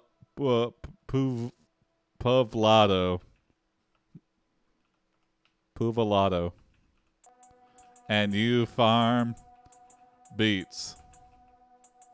There we go. There's no way this can possibly get sexual. We're farming beets, and our name is Hank Puvolato.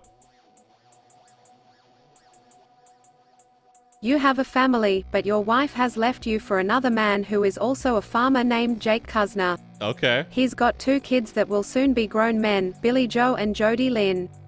Jody's transitioning.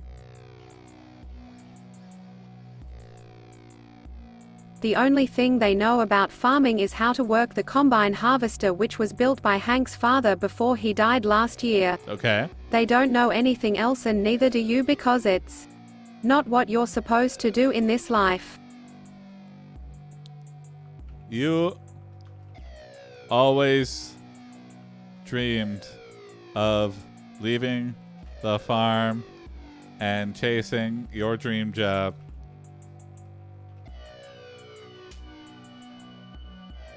Oh! Be a writer, or maybe even be an astronaut. But when your parents were killed by drunk drivers on their way home from church one night, you inherited Jesus! the farm instead of just some money like most people would get. Harvester? Yeah, what?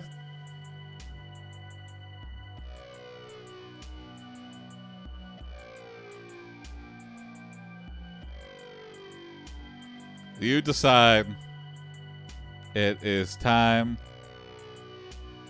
to stop waiting and time to start doing. You begin your training to become an astronaut.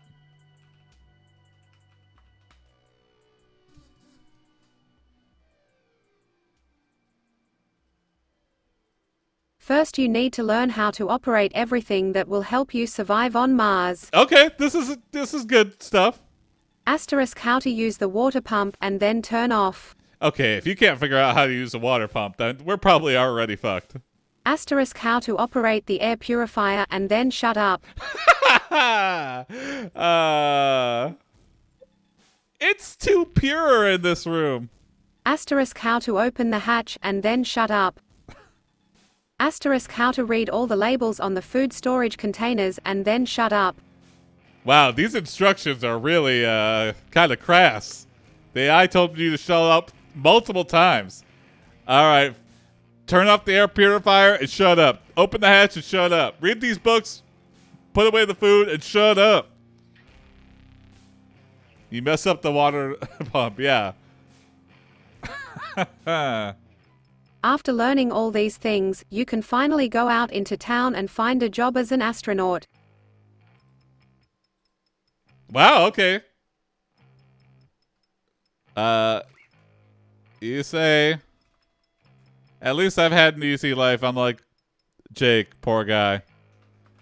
You see a job posting for astronaut, and you apply.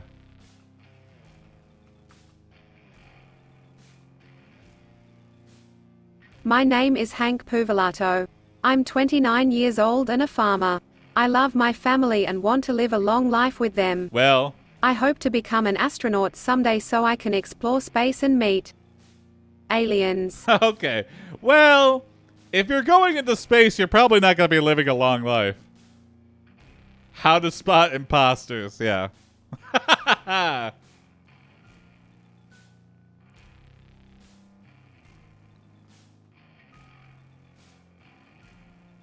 Uh.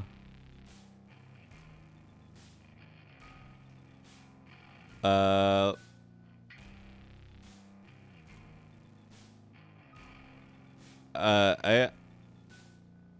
Imp.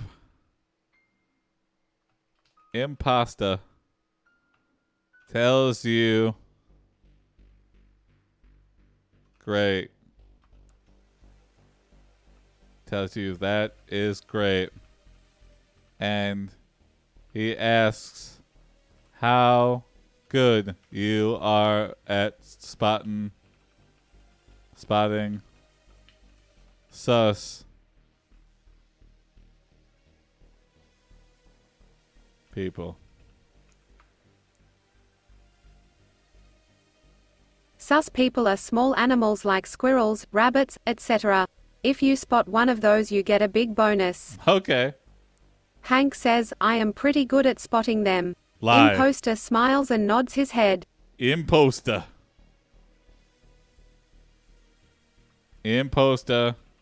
tells you that you are hired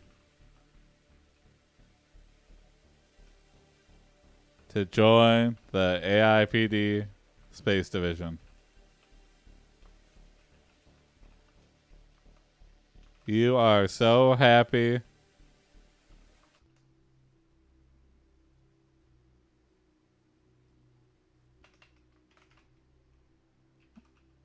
You arrive. You train for months to spot sus people.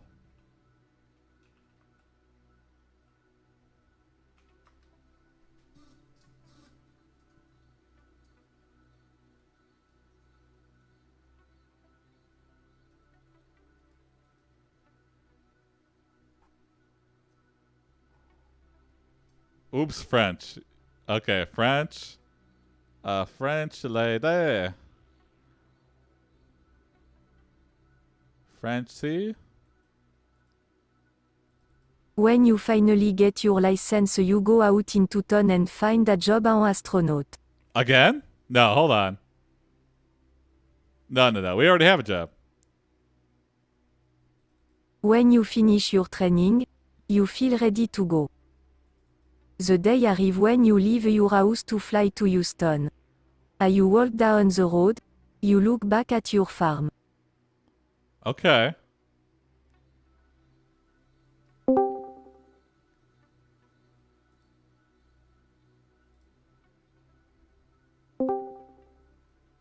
Hey, what's up, Cory? Hello, good evening. Good evening. I hope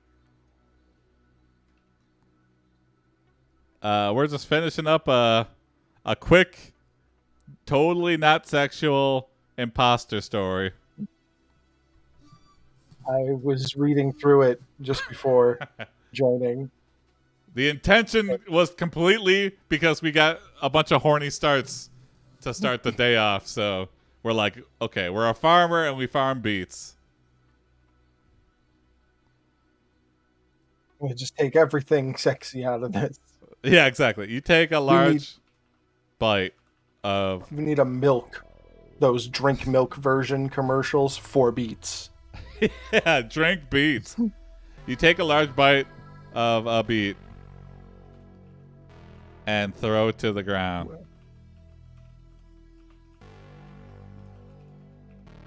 Your old life. We are writing furry porn. Good. Oh, yeah. Yeah, we were. That... It really... I don't know how it got there, but that's what happened. Yeah. Your old life is behind you. And now your new life... Horse Cory make an appearance. No. As an astronaut begins.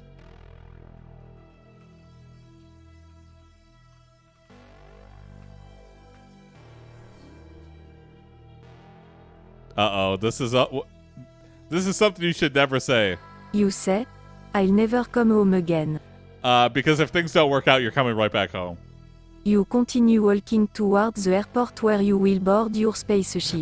Oh, I thought we were flying to go to the launch pad, but no. There's a spaceship landing pad right at the airport, right at Houston Airport. Good luck on Puvlato. Oh, thank you, AI. Chapter 1 From Earth to Mars. From us to Mars. A few days after you signed your contract with the American Interplanetary Space Development Corporation. AISDC. That's not AIPD. Not even close. Did we sign with a new company? Beats by Trey. Eat a raw potato.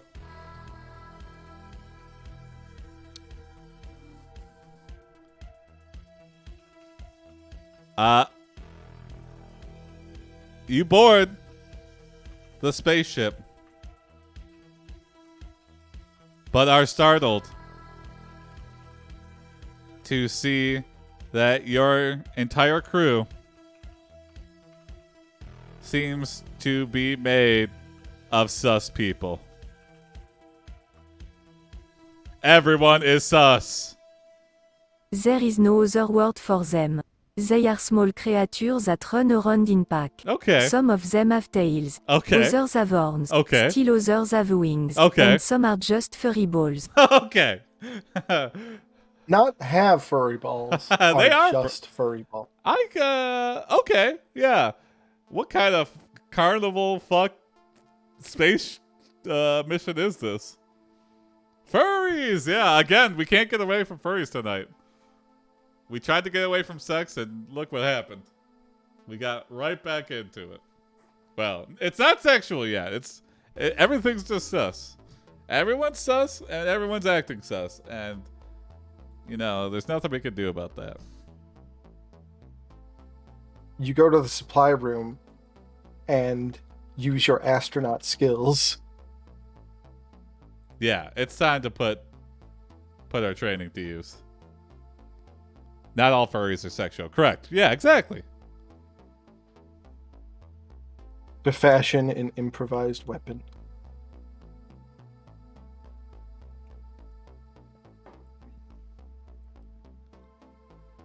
This is the sharpest astronaut ice cream there's ever been.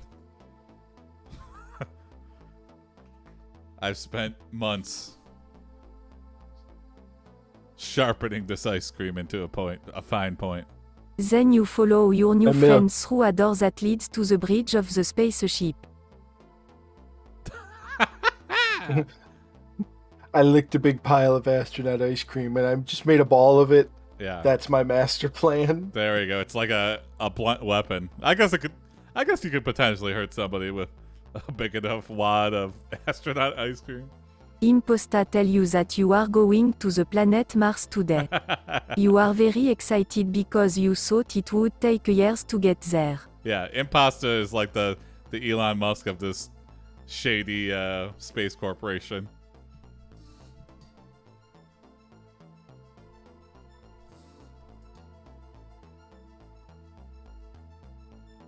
You arrive.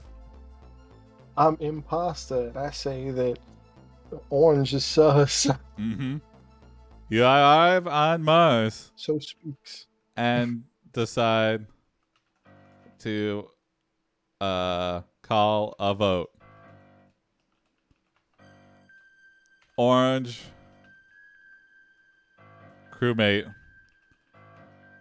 has been acting very sus, and you accuse him of being the imposter. NASA Sousa. Misha, Yeah. this orangeization is how I choose to pronounce that. Orange says, "What? I'm not the imposter." I am not the imposter? You say, "Oh yeah, prove it." Orange says, "Well, let me show you something." Wow, it seemed to pick up on It takes you to the ship's compute. Among Us. Alright, what do you gotta see?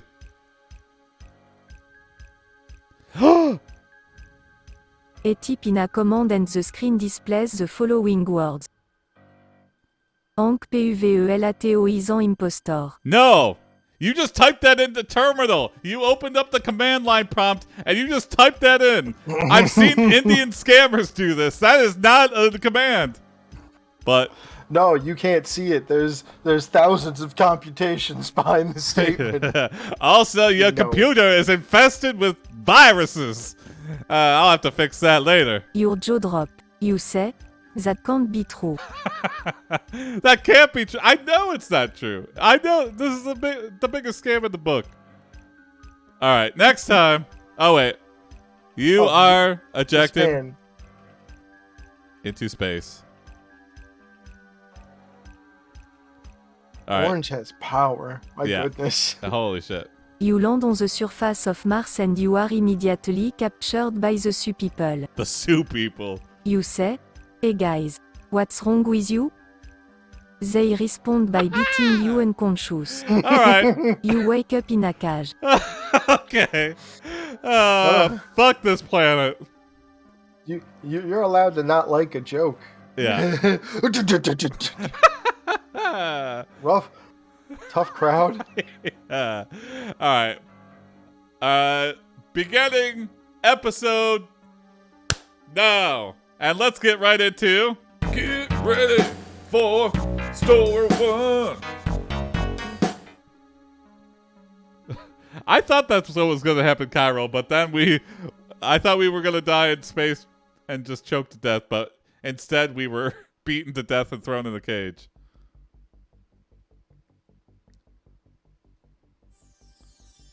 Sussy Beat Farmer. That's a good title. Story 1 is by... Oh, let me pull it up. Anime! Thank you, Anime, for your prompt. Didn't know it was episode 420. Yeah. Weed will have to come up. Yeah, for sure. Although we're way past episode 420 with all the bonus episodes I've been doing, but it's episode 420. Fuck it, it's episode 420. We're celebrating it now. Yeah. I'm looking forward to being Tyler Perry. Yeah. Hey, what's up? Real Golden Tusk? Real Blazing Tusk, exactly.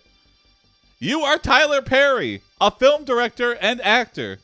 You want to make a third Medea Halloween film. There's 2 other Medea Halloween films. I believe it completely. But this time, you need to change things up. You decide to make the third Medea Halloween film over a crossover with the cast of AiPD.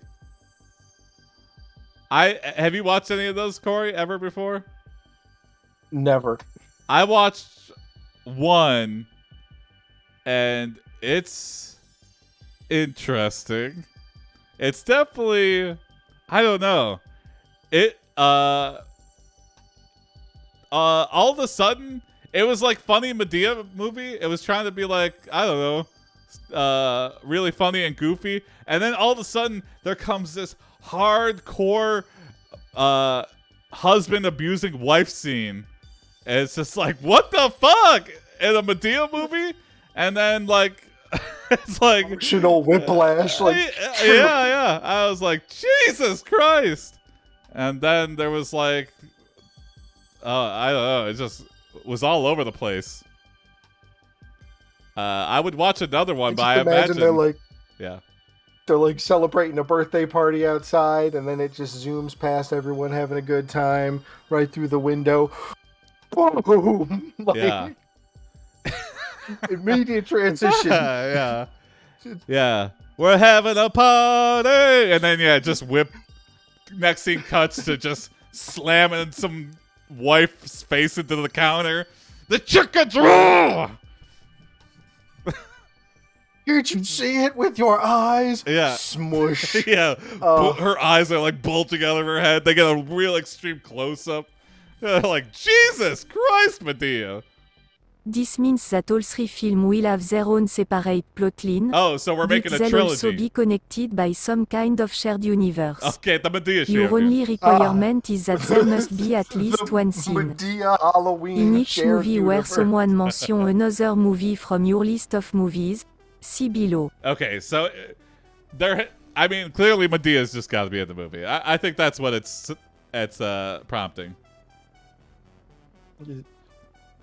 One of your interns warns you that Friday the 13th did this once. Or one of the... No. The one with Jamie Lee Curtis. Wow. I can't remember its name. Halloween? Halloween? Yeah. My goodness. Yeah. One of them, it's not about Michael Myers. Yeah. So they had to name the next one The Return of Michael Myers. The third one, which Medea. is very good if you've never seen it. The one that doesn't have Michael Myers in it. If you just take it out of it and think of this as its own movie, it's totally fine. And it's got a very catchy song. Silver Shamrock. I've only ever seen bits of it. It's worth a watch, yeah. Oh, definitely then. It's the season. Yeah. I should watch If something possible, horror themed. try to incorporate many other movies on the list you can. Okay, I will. Below are just some ideas for scene or lines of dialogue that could appear in any or all of these films. Hold on. I'm going to get rid of this. I want the list of movies. Okay. Okay. Hold on, Medea. I don't think you have the rights to any of these. Nightmare Before Christmas. All right. I'm just going to rattle these off. The Shining, Alien, Star Wars, Lord of the Rings, Pirates of the Caribbean. Those are the biggest franchises on Earth. Medea, if you have the ability for any of those, why aren't you using them already? Jaws, Predator, Back to the Future, Superman, and Harry Potter. We should choose from this list. I'm definitely thinking Jaws.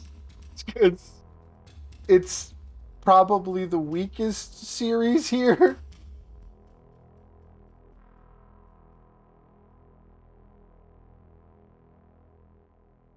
Oh, Jay, I can no longer hear you.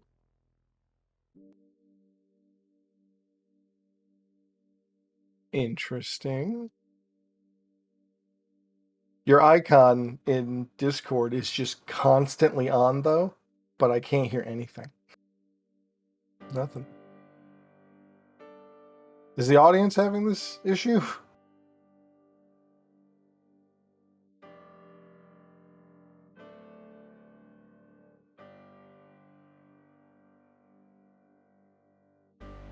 Now I can hear you.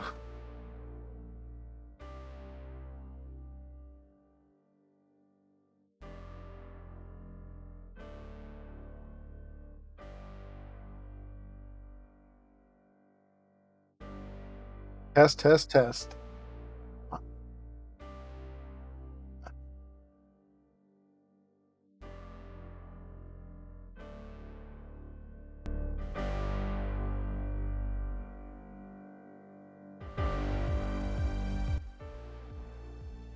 How's everybody's Wednesday night? Testes. There we go. Sorry. Oh, I There, I thought can I hear had you. fixed it. There we go. Yeah. Okay. I hate this when it goes like that. I last left off at the picking Jaws because I thought it was weak as a series. Yeah. The first one's fantastic. You choose to What? incorporate the shark from Jaws and cast Seth Rogen as the shark. There we go. He's actually not very good at acting, Seth's laugh. so he ends up being really annoying most of the time. However, if you think about it, his character was pretty much always annoying anyway. What? In fact, maybe it would be better to just give him a different name? All right. If Seth Rogen played the shark from... Wait, does Jaws have a name? I would really hope it's Jaws. Yeah, Shark Rogen. You rename him to Shark Rogen.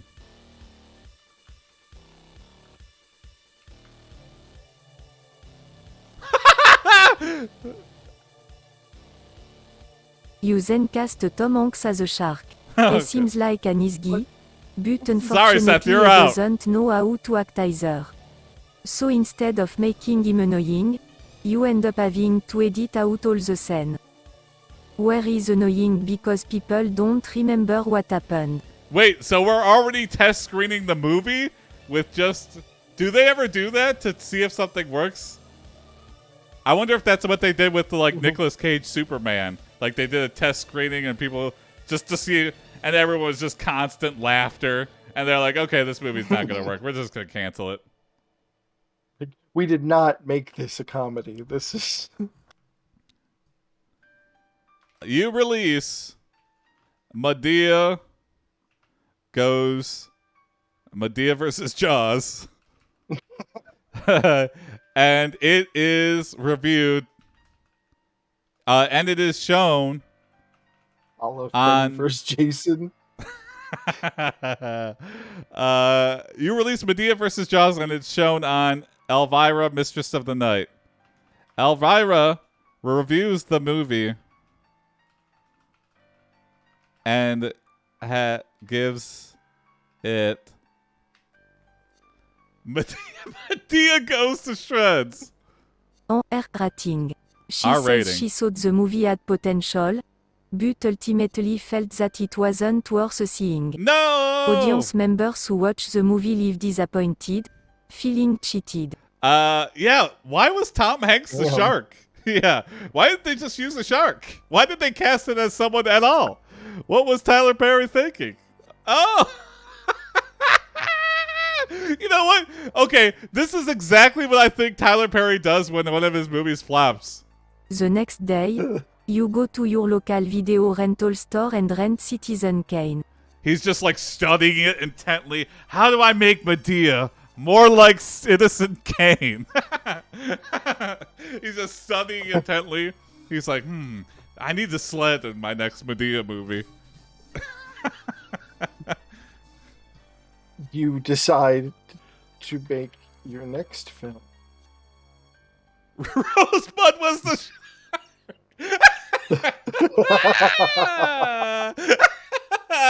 Rosebud. People just didn't understand it.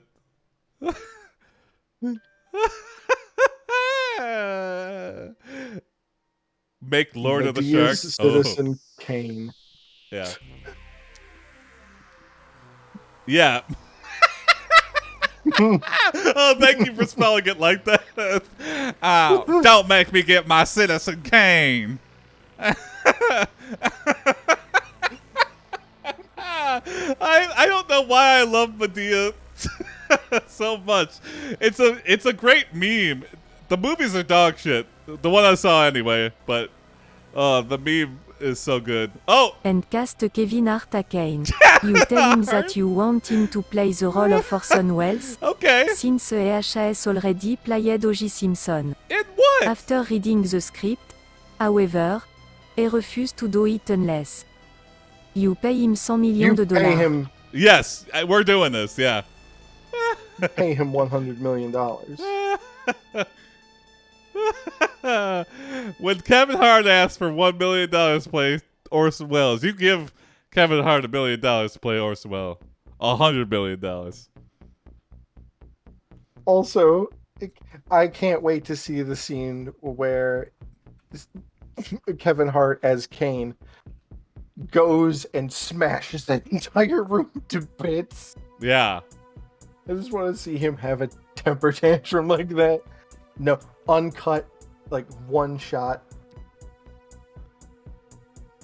Orson Welles as O.J. Simpson is an interesting casting decision. Yeah. The You gotta do it, Juice. Orson Welles.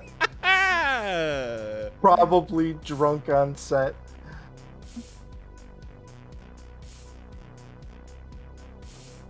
Oh. After the film is released, it is met with rave reviews from critics. Audience love it too. It makes over $400 million worldwide. 400 million worldwide. God damn, that's impressive. Probably for like Well, $100,000,001 probably. Oh my god, but here it is. Here's our swan song. We're like, okay, we pretty much just stole Citizen Kane and put Medea in the background. Now we have to, our swan song has to be, Your final film becomes Medea Goes to Jail. yep, this is it. Fantastic. We made money movies after this, but our final film is Medea Goes to Jail.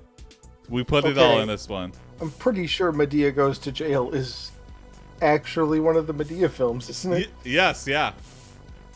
Yeah. I think it was like a mistaken identity or something. And then Medea came. What kind of stuff are we going to put in it? Oh, what was in Orange is the New Black? I liked that show. Like, yeah. What's a famous prison film we can rip off? Green Mile. Medea's Green Mile. Medea Goes to Jail Again. Yeah. What else? Medea. Fantastic. Golden Tusk. Shawshank Medea. That's it. That's fucking it. You renamed the movie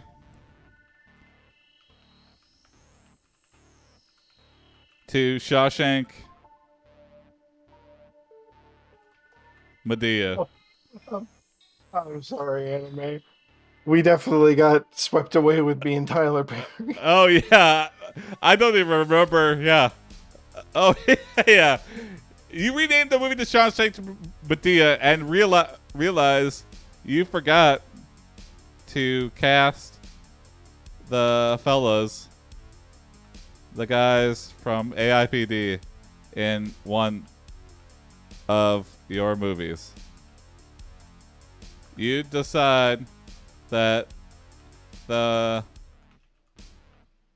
movie will star Medea alongside Jason, Cory, and Tony. They're all friends and have been locked up together for years now. You cast them as guards. Okay. Yeah, that's a good background character. There's plenty of guards in the prison. You release the movie and it is made with rave reviews from critics. Yeah! Audience love it too. Audience loves it too. They're all friends and have been locked up together for years now. Says to me, they're prisoners. Yeah. But we make them the guards. Here, just let them be guards for like a day. No, it'll be fine. Yeah. Definitely won't cause a riot. But catastrophe strikes after filming when the prison you filmed at has a riot.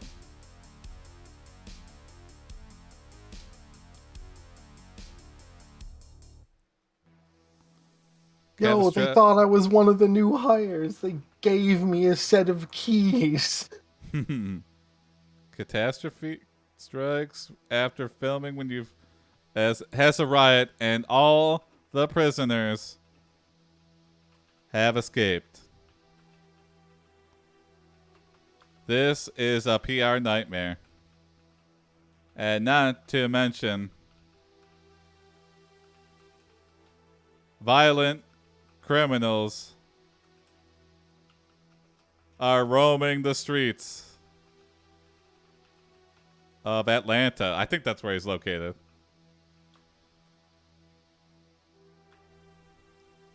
Oh, reveal. Black is the new orange, yeah. You decide to cancel production on the movie and hire security. We're canceling production of the movie.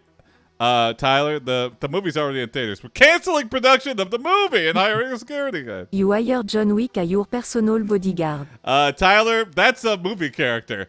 I don't care. Get John Wick on the phone immediately. He's my bodyguard. Keanu, can you pretend for a day? Yeah, sure. You re-release the movie and it is made with rave reviews from critics. I love helping those Make-A-Wish kids. It's weird to give them so late in life, though. Yeah. All right. you reveal your troubled past to John Wick. I won't even say as Keanu. He immediately takes you under his wing and help you rebuild your life. Okay, thanks, John Wick. You are now able to make more movies without any trouble or violence. Ah, okay. So it was going to be our final film, but then John Wick inspired us. What did you learn from this story? This was the first thing he ever wrote. Coming from First things. Yeah. Next time on Medea. In the sequel to Medea will see you in Medea Infinity War. Yeah. Avengers 2 Infinity War. Medea's Avengers Infinity Wars. Starring John Wick. It's the beginning of the end. Oh. Somewhere in space. The end. The end. They call her the She witch. kind of pronounced. She did a good job. But is this what voice is this one? This is Frenchy. She's a powerful wizardess, a ruthless assassin, and the last surviving member of a long-lost race of superpowered beings. Medea is Mathanos.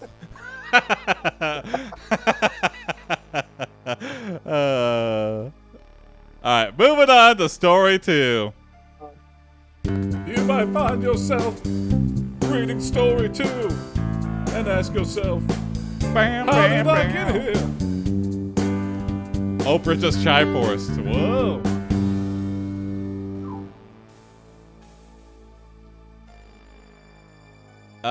Let's see. Story 2 is by Evil Cory. What? Thank you, Evil Cory. Thanks.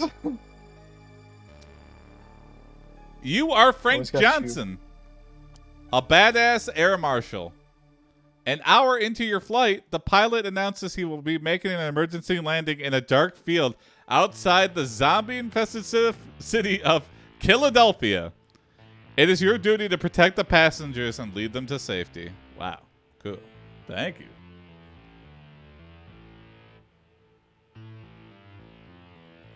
As you land, you see that it's not just zombies but also humans who have turned, and they're coming for you. Zombies. You More must zombies fight and more through wave zombies. of enemies as you make your way to freedom.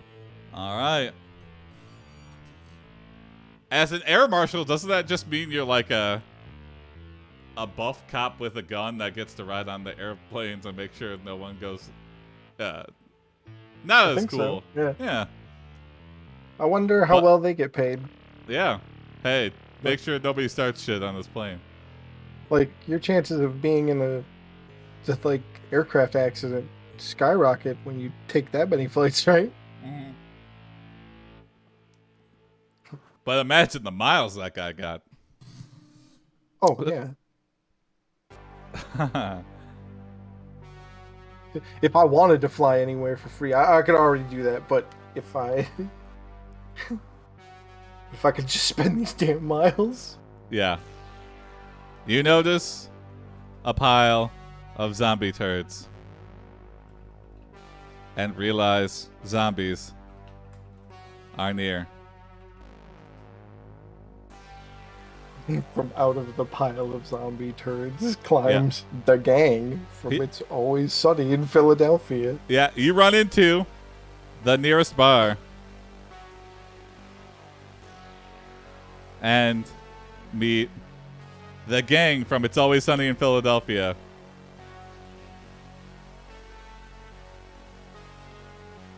Sure, why not? What's Microsoft Damned? What voice do you want for that?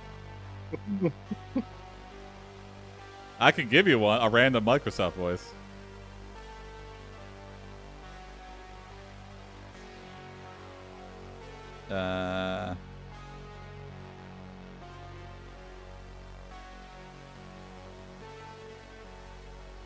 They give you some advice on how to survive.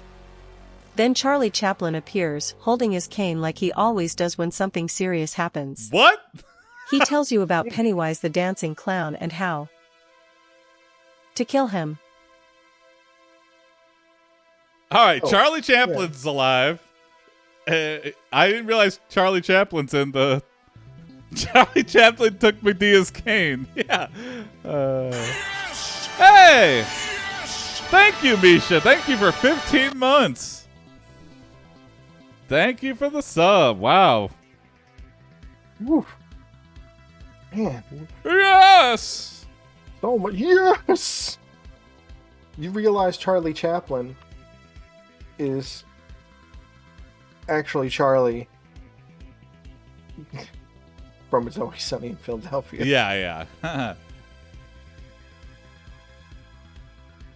I have Microsoft Guy. That's as close as I can get.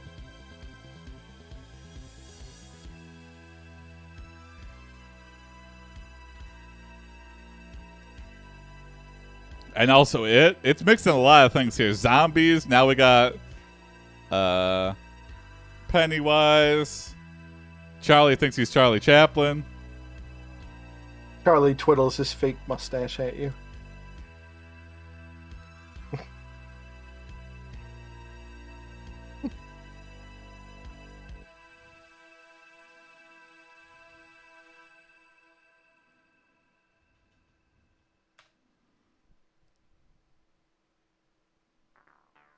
Oh. This makes Frank very angry. Before he can get any more crazy, however, he notices two women dressed up as strippers, dancing with each other. One has a big smile on her face, while the other one Yep. looks down sadly. Oh. This sounds exactly like the show, yeah. Frank points at the sad stripper You. and says, "You." Yep. The sad one. I want you.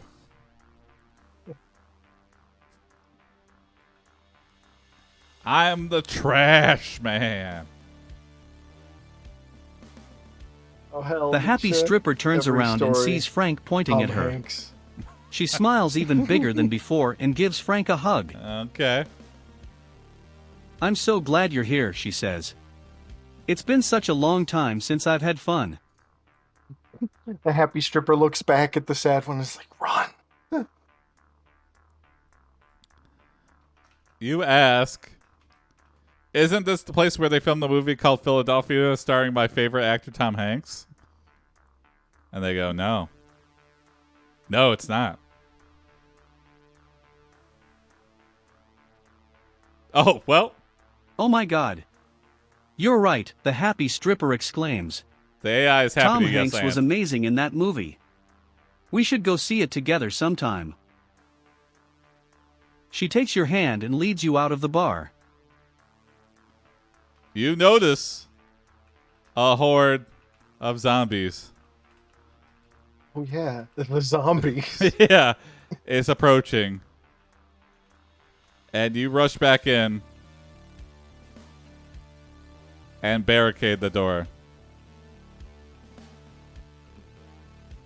You then You- realize you left the stripper outside. Yeah, whoops.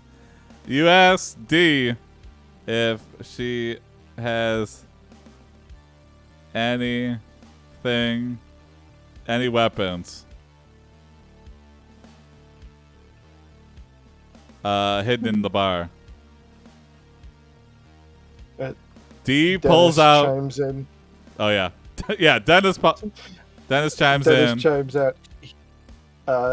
She's got those nasty bird talons.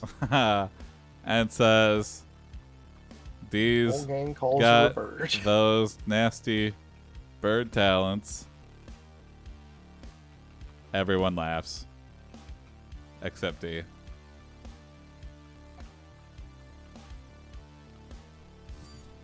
Wait for this all to blow over. Exactly. Time to get some beers.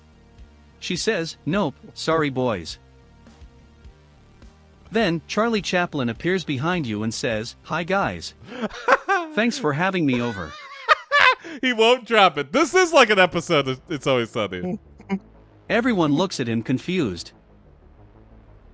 Charlie continues, I'm Charlie from Philadelphia, and I wanted to thank you all for helping me.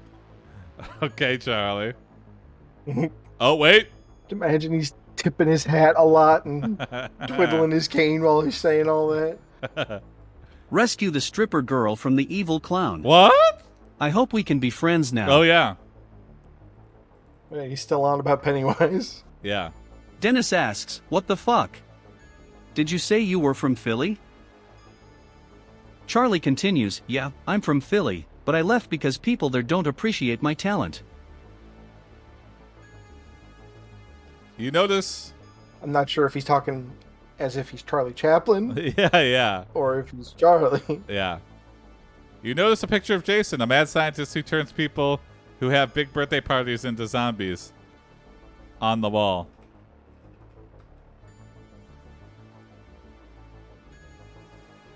You wonder why he would leave such a great place. The Charlie wall continues, of, but now I'm back to help you celebrities fight who the have evil clown. Drink Yeah. beer here. Yeah, exactly. Everyone seems really excited by this news. Charlie says, come on, let's go save the stripper girl. Wow, we did leave her totally outside. You open the door, and it's just her, like, forearm holding on to the door. to a large red balloon. You say,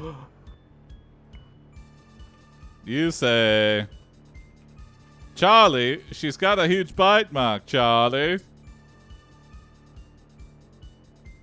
Charlie responds, that's fine. I'll Wait a just turn second. her into a zombie too. Wait, Charlie, you're turning people into zombies? Stop that! You are stunned by this revelation. I am. Charlie continues, hey, you want to come with us? You know, Charlie Chaplin, the zombie necromancer. He just turned everyone into zombies? Charlie, I don't think you watched the right videos. I think you watched Return of the Living Dead and inserted yourself into that. Charlie shows you a picture on his phone of Pennywise. Yeah. This is my dad. And you go, Charlie, that's the And- clown. And you recognize it's Mac. Oh. MacDonald.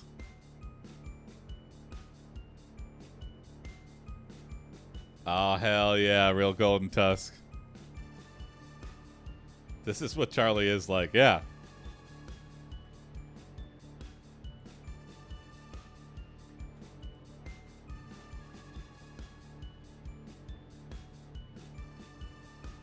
You say, no thanks. I think I'll stay here. Everyone starts arguing about whether or not you should join them. Charlie says, all right, fine. If you guys need anything else, feel free to ask me. Frank hands you a boomstick. Oh, it's Pooh. Yep. That may have heard that thud. That was him jumping on the table. Oh, here we go. You look at the gun and say, this is a fucking boomstick. This is a fucking boomstick. Dennis says, yeah, but it's still better than nothing. You can't nail the line. This is my boomstick. He's like, this is my fucking boomstick. Shit. The happy stripper says, okay, let's do this. Everyone turns around slowly to see the happy stripper. Did she moan that in zombie voice? Is actually a zombie controlled by Pennywise. She attacks, and you use your boomstick.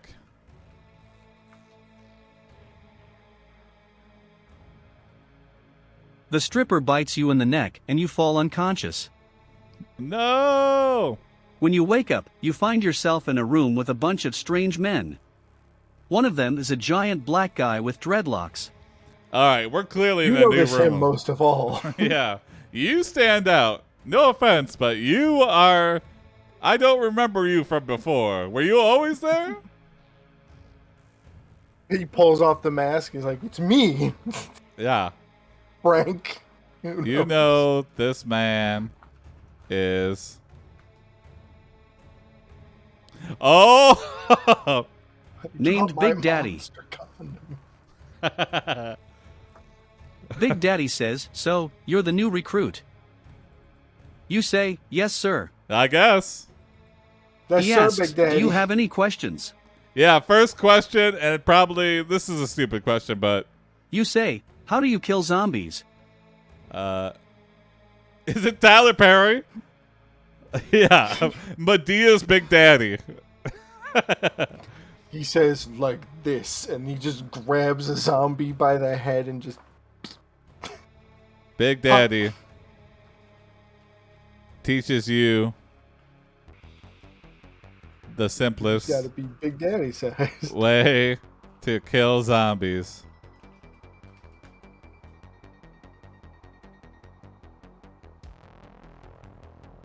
You grab the zombie's head and rip off their face. Big Daddy, second question. What if you're not strong enough to grab a zombie's head and rip off their face before they can bite you? After you kill the first zombie, you realize that this may be the most efficient method to take out a horde of zombies. I guess Big Daddy was right. Look, their faces just slide right off. Face off, face off, face off, face off. As you are thinking about this, the last remaining stripper woman approaches you. Oh my god, all the strippers in town got killed. Except for this last one.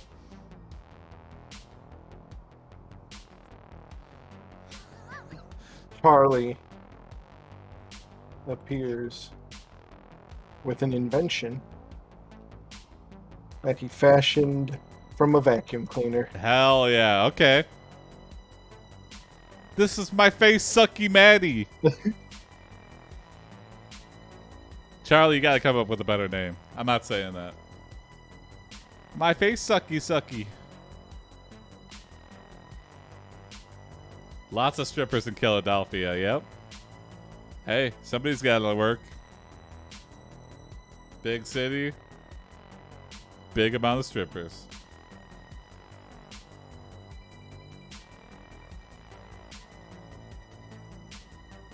Hey guys, check this out. I call it my... Yeah, let's get a good name. See what... Hopefully it gives a Charlie name. Thank you, Charlie. Zombie vacuum dot. I mean, it's nice, simple. Nice and simple. You ask, "Why did you name it that?" Charlie explains, "Because it sucks the brains out of zombies." The stripper says, "Oh my god." Okay, oh yeah. The strippers' Oh my god. brain is sucked out. Charlie finishes his sentence.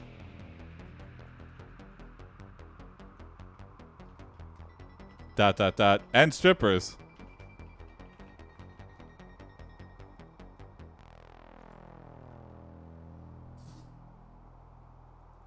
Everyone cheers and you hear Charlie say, "I win."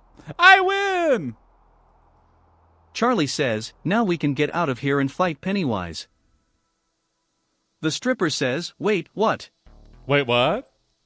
Wait. The one that you sucked the brain out Yeah, of. It's yeah. like, I can't understand anything, so I don't have a brain What? anymore. What happened? Wait, what? What? Wait, what? And we're like, oh my god. Still smarter than Charlie, though, somehow. One of the stripper zombies. Yeah. Says, "Oh my god, Becky, look at that brain." It is so big.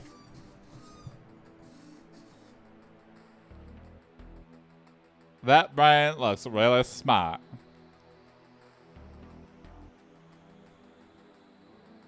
The deskulled brain attracts more Begins. zombies. Oh. And begins to drool uncontrollably. I like big brains and I cannot lie. You other zombies can't deny. When an egghead comes in. With an itty bitty neck and a white thing on its head, I get hungry. Everyone looks at the stripper zombie and then at each other in confusion. Brains. Dennis says, "Hey, I know you." The stripper zombie says, "Oh my god." The strippers, you brace for an attack, but the stripper zombie does not detect any brain activity in the room.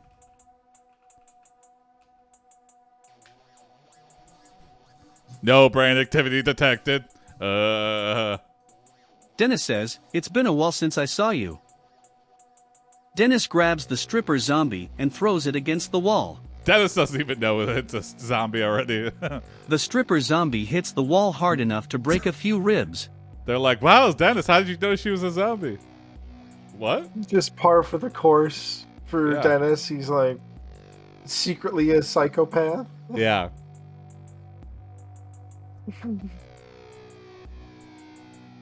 Flanders was a zombie? Oh, yeah. I love that. That's one of my favorites. Yeah. Oh. How did you know Flanders was a zombie? Flanders was a zombie? Oh, I like that. Dennis gets enraged that the zombies ignore him. When strippers ignore him, it makes him feel small. Mm-hmm. Dennis says, "Fuck you." Fuck you! He then turns around and slaps the stripper zombie across the face. The stripper zombie falls down unconscious. Yeah. Wow. Dennis looks at everyone and says, "All right, let's get the fuck out of here." Yeah. There's at least 5 witnesses to me. And scene, exactly. slapping this hooker. Next time Stripper. Jeez. on It's Always Dark in Philadelphia.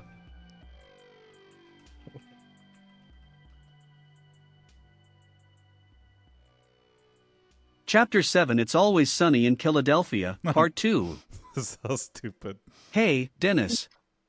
What's up? Dennis says, "Man, it's always dark in Philadelphia." And that's story 2. Moving on to the last story of the night. It's the last story of the night, story 3. Wow. Wow. Yes, masterful dialogue. The last story of the night, and of course he's not here, but I hope he watches the VOD. It's by Kyril Gray. Thank you, Kyril, for this last prompt. And it's in the AI module of Dark Fantasy. Yeah, he was here earlier. Kyril, I hope you see this so you don't yell at me for not doing your stories, because that always happens. They're always done. I always do them. 100% chance. Yeah. You are Termit the Wait, I'm just gonna have it. You are Termit V. Krog, a wealthy CEO and Kermit the Frog's brother. You own Toadmit Incorporated, a group of chain stores which specialize in selling clothing to reptiles and amphibians. Okay. You are sitting inside of your house when you suddenly hear a sound. You move to the source of the noise, but then you stop. You try to recall the past, and you remember that you are called Termit V. Krog. Because He better not be like, because you're a wealthy CEO and Kermit the Frog's brother. Yeah. You were born with 2 tails. Okay. The door is flung open and your wife, Melina, walks into the room. She looks at you strangely, as if she can see right through to your tail. What? That's like looking down into someone's soul. I can see all the Medea. way to the bottom of your tail. We were meant to be together. Yep. As a tadpole. Oh, okay. There we go.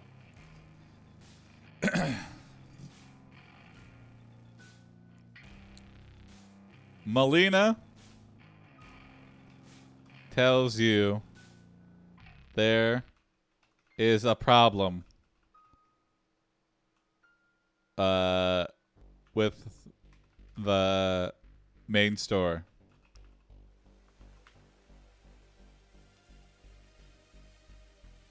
The frogs are rioting. They want more money for their clothes. There has been an uprising. Okay. You sit down on the couch and Melina says she will go handle it. Then she leaves. Why did you even come home and tell me about it if you're just going to go and handle it? Just, yeah, handle it. Thank you. I mean, you're the boss, Melina. I mean, I'm the boss. Thank you. Take care of it. Is this a vintage-based economy? Yes. Toads are all about the vintage lifestyle. We have 2 tails and our dick doesn't count. Well, no, we never said that.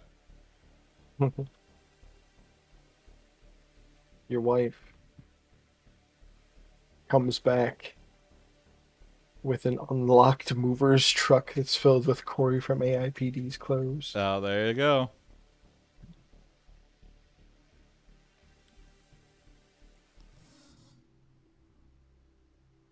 She says, "This is our next product line. With 100% profit." Yeah.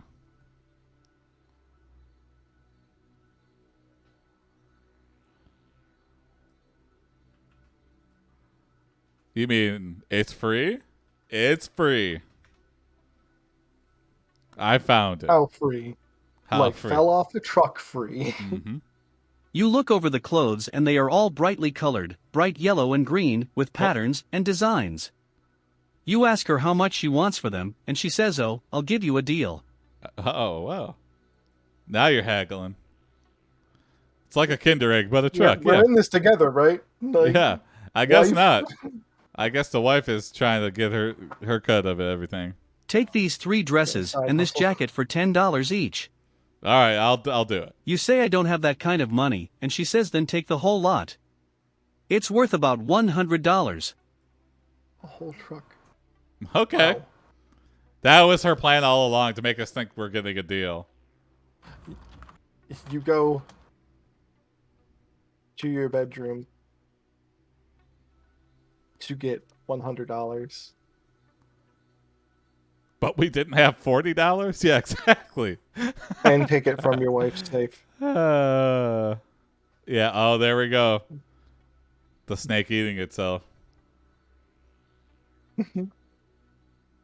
I just made $100. Sure did.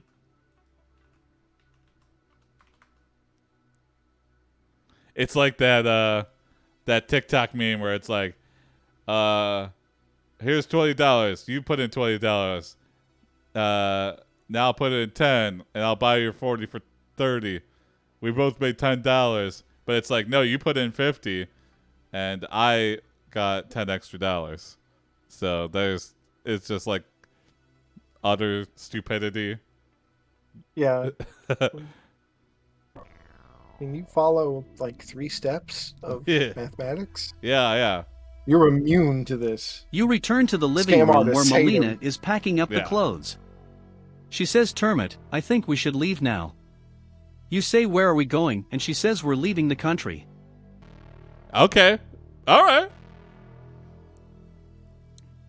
You throw a dart at the map and take a trip with Melina to the country of... Melina's left eye. We Oh. missed the map Oh, yeah. entirely. Ah! Nora. The 2 of you arrive at a town and head to the local store. Pretty sure that's The not a owner place. welcomes you and says, "Welcome, sirs. How may I help you?" It's My apologies a place to all in San the Norans Francisco. in chat. Where the hell is that? Yeah, country of Nora. Pretty sure it's not, but Nope. Yeah. Made up name. You tell him you need some new clothes. You notice the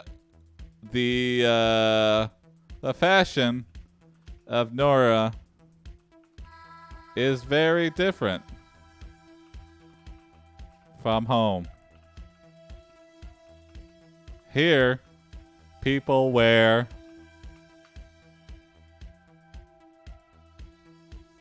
Lots of layers and the colors are dark and muted. I guess it's cold. He asks what kind of clothes you want, and you say I'm looking for something simple.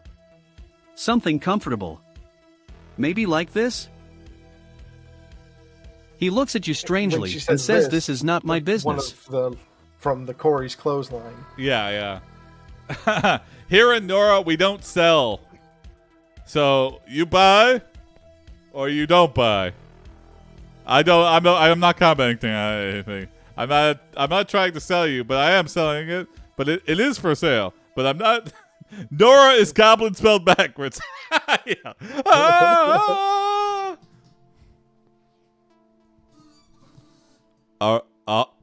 Aaron. Nora's Aaron spelled backwards. You ask, what kind of clothes could you make?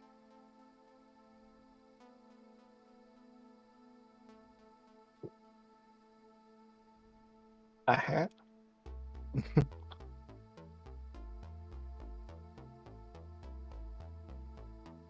A skirt? Sorry, no such place. I just saw that. No. And the man says loudly, Hats are banned! This is not my beautiful business. In this village. These are not my beautiful clothes. How did I get here?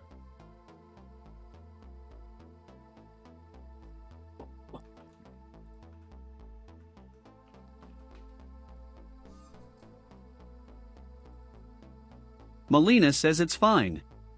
We can buy whatever he makes. Wow, I said it and then it happened. The shopkeeper turns around and says this isn't my business either. Melina You says actually caught fine me then. in the middle of a breaking and entering. Yeah. I'm actually robbing the place. The shopkeeper tells you... Tosses you a fucking shitload of clothes. The shopkeeper tells you why Nora has banned hats. When we first came here, the queen decreed that no one was allowed to wear a hat. People started to steal them from the dead. And the thieves began to sell them. And so the ban was put in place. Okay, interesting. There was no hat makers in town. People are digging up our dead. We have to ban hats. That's the answer. That's a cool flower hat. I'm going to grave dig and grave rob my grandma's corpse to get that hat. It's the only way. At a funeral. Oh, how did you know the deceased? Oh, cool hat. I'm just waiting to see what cool hat they're wearing so I can dig it out. You open. You see. Nice reception. You see an opportunity.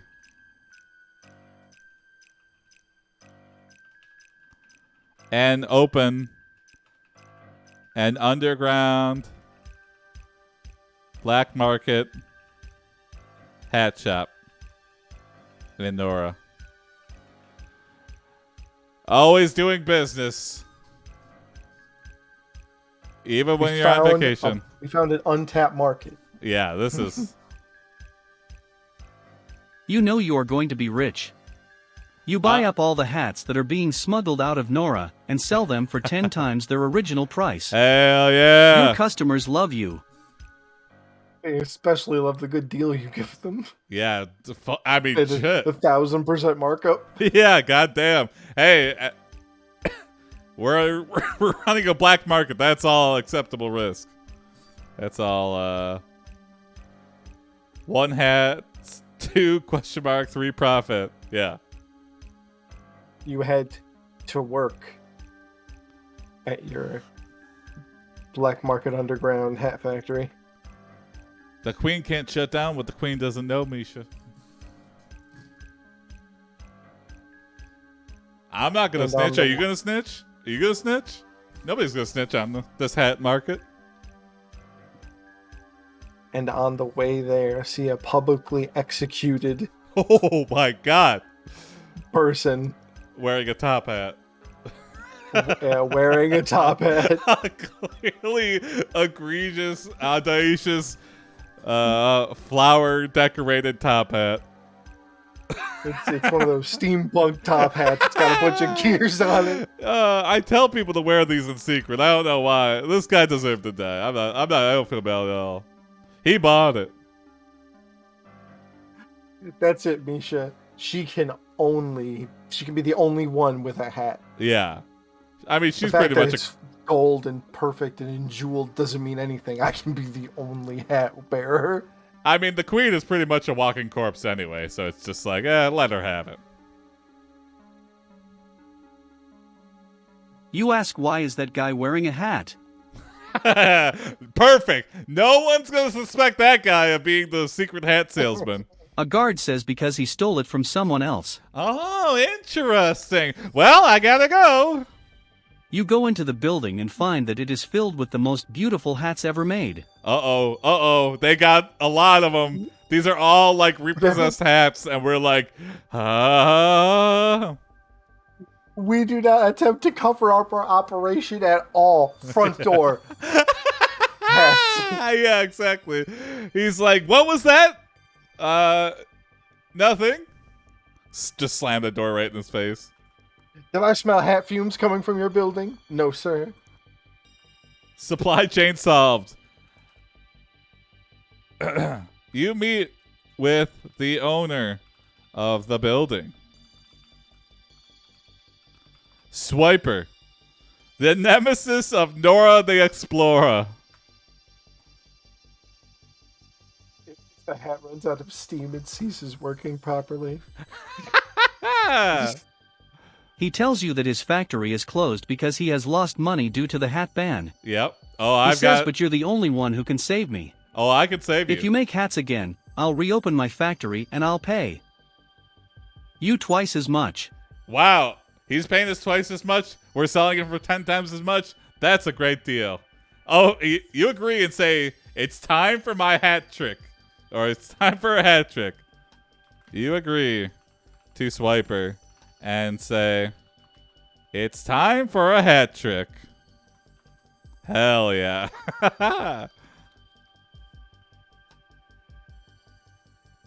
You decide to make hats using the same technology as before.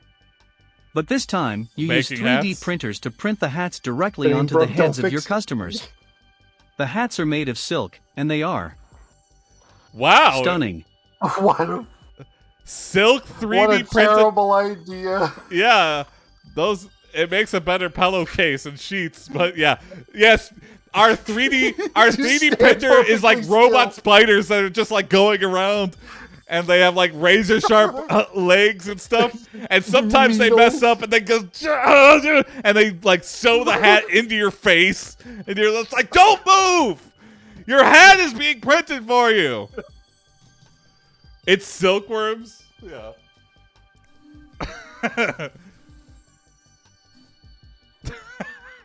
Insane. Yeah. First day, we have permanently sewn this ball cap on this child's face. Yeah, your machine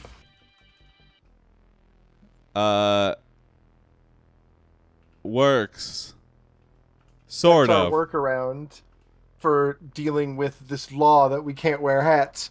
Is it a hat? If you could never take it off. If I could never, if it's half of my face, is it a hat? is a toupee a hat? We're somewhere around that gray area. Yeah. Your machine works, sort of. 1 in 10 customers suffer horrific hat injuries when the machine sews the hat directly into their face or head. Is a toupee a sandwich? Is a hair a hat? Yeah.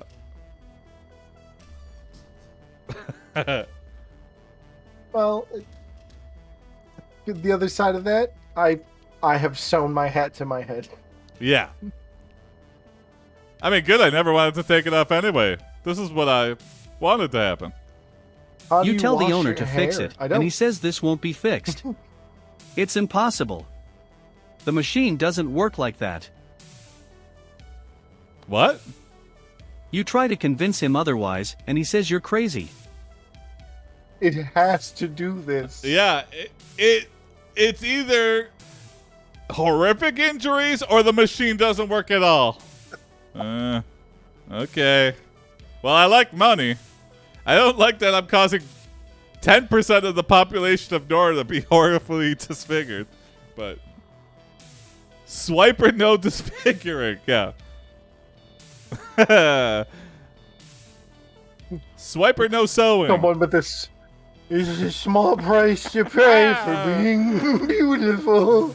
I look amazing. Do you really like my hat?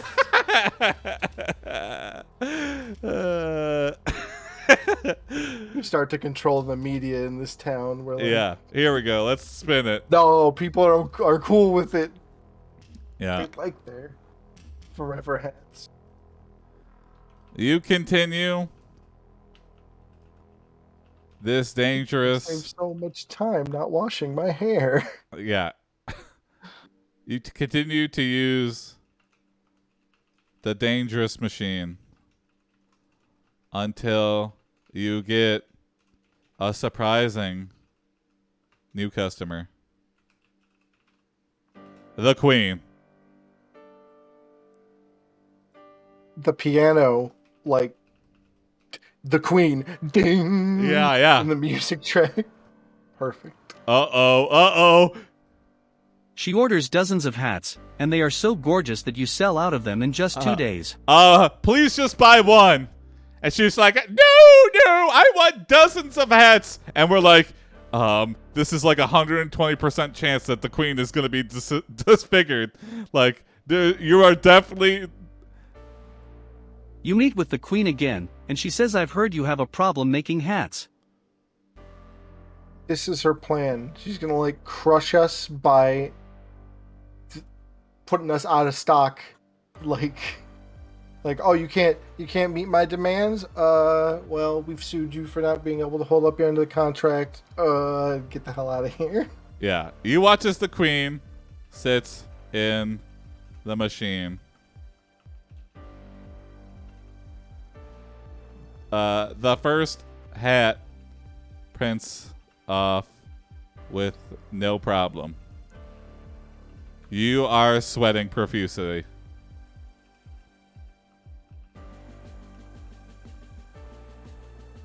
A new blood sport is invented where people bet on two people in these machines. First one to get the hat sewn to their face loses. It's hat roulette, yeah. You are sweating profusely. You know that if the Queen becomes disfigured, you will be put to death.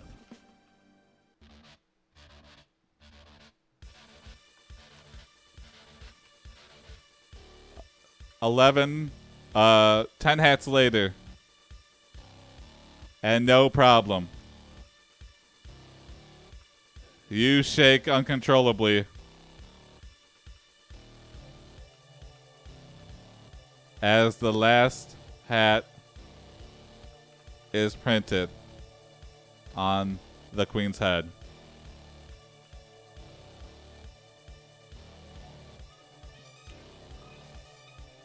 Untrollably. Uncontrollably.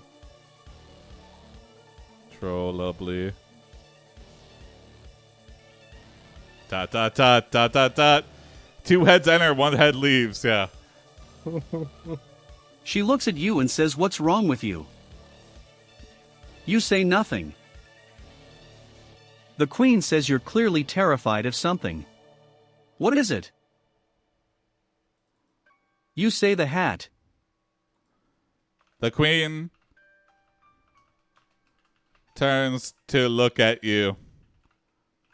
And then she is horribly disfigured as her wrinkled skin is sucked up into the machine. Just imagine like a Cenobite. Like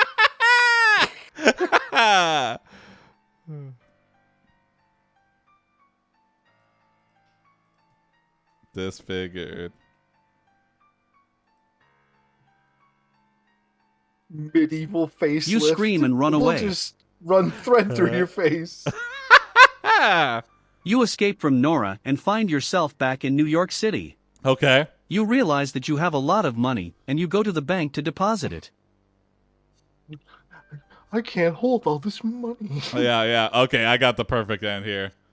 You stand in line, and just as you are about to deposit your illicit earnings, you hear Prince Harry say, "The Queen thanks you for the hats." And oh, okay. He walks past you. You are confused and you turn around to see him walking towards the bank. He stops and turns to you and says, "I don't understand why you didn't tell me that the Queen was coming to the bank." Prince Harry sighs and shoots you in the face. It was supposed to be spooky. You die. That'd You wake be up in the spooky. hospital It and could Melina happen. is sitting by your Good call, bedside. right? "Hey," she says. I'm going to correct this. You say nothing. Because you are dead. Melina says, "I was thinking that maybe you should come home." We should have just gone home with Melina. Why did we have to start a business? Didn't we kill the Queen last episode? I think so. Maybe.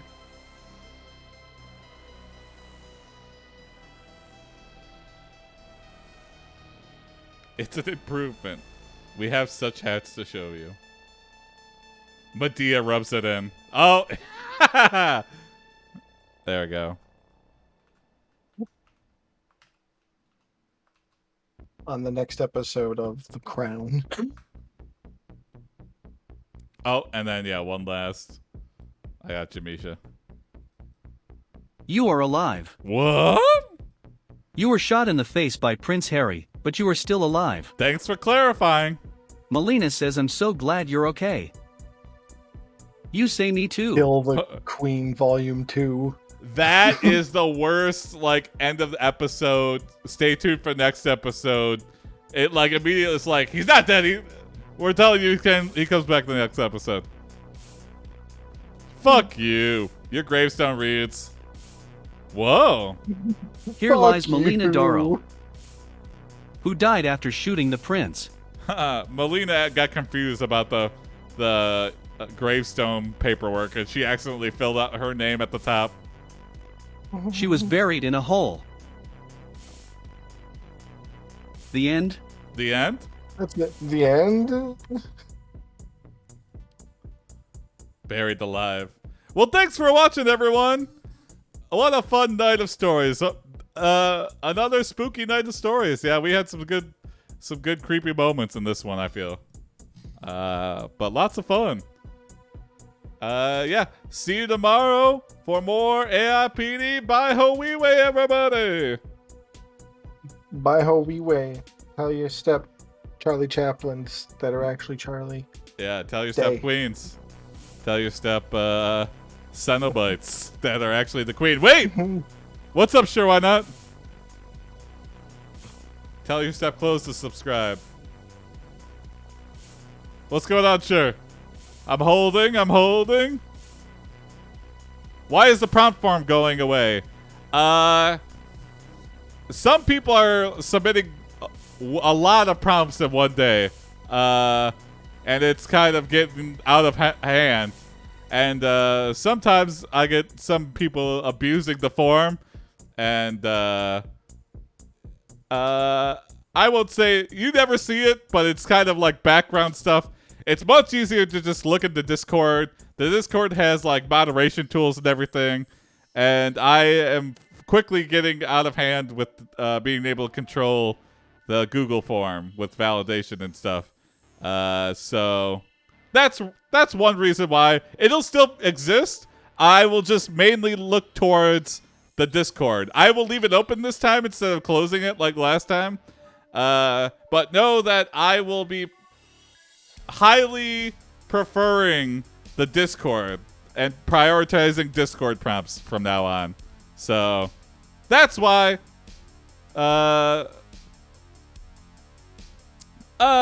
sometimes people are just like sending weird prompts that are just like seem like direct messages to me and like clearly misusing the form that for its purpose.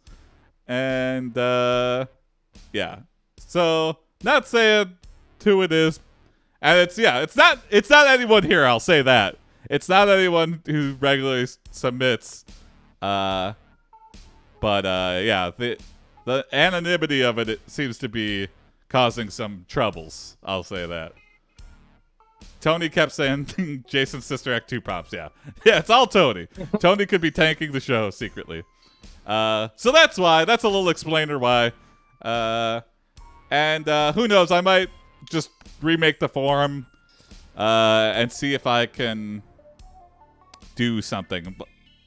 Well, that's one of the reasons, but it's not just him. Hey, what's up, Rustbox? Yeah, bye ho wee way. We're ending the episode. I'm just explaining why I'm switching to the Discord instead of and retiring the prompt form. Sort of. Semi-retiring. But anyway. Soft retirement. Yeah. If I can figure out a way to save the Google form, I will. Have you thought about an interactive nomination system for the prompts? That is actually a good idea, Rustbox. I like suggesting prompts to vote by current viewers. That could be. Yeah. Maybe I could have a pool to pick from. Yeah. You know what? We had the wheel before and left it up to chance, but they would be invested in the process. You know what? I like that a lot, Rustbox. Stay tuned. That's gonna be. I'll be working on it. Also, make the prompts compete by being good/fun. Yeah, that's a good idea. That is a good idea. Rustbox, you came at the right time. Hello, Rustbox. Thank you for the input. That's fantastic. I will name the new system after you, the Rustbox. I'll call it the Rustbox voting trial by fire prompt decision. It's gonna have a long name. Anyway, see you tomorrow. Bye ho wee way, everybody. Bye ho wee way.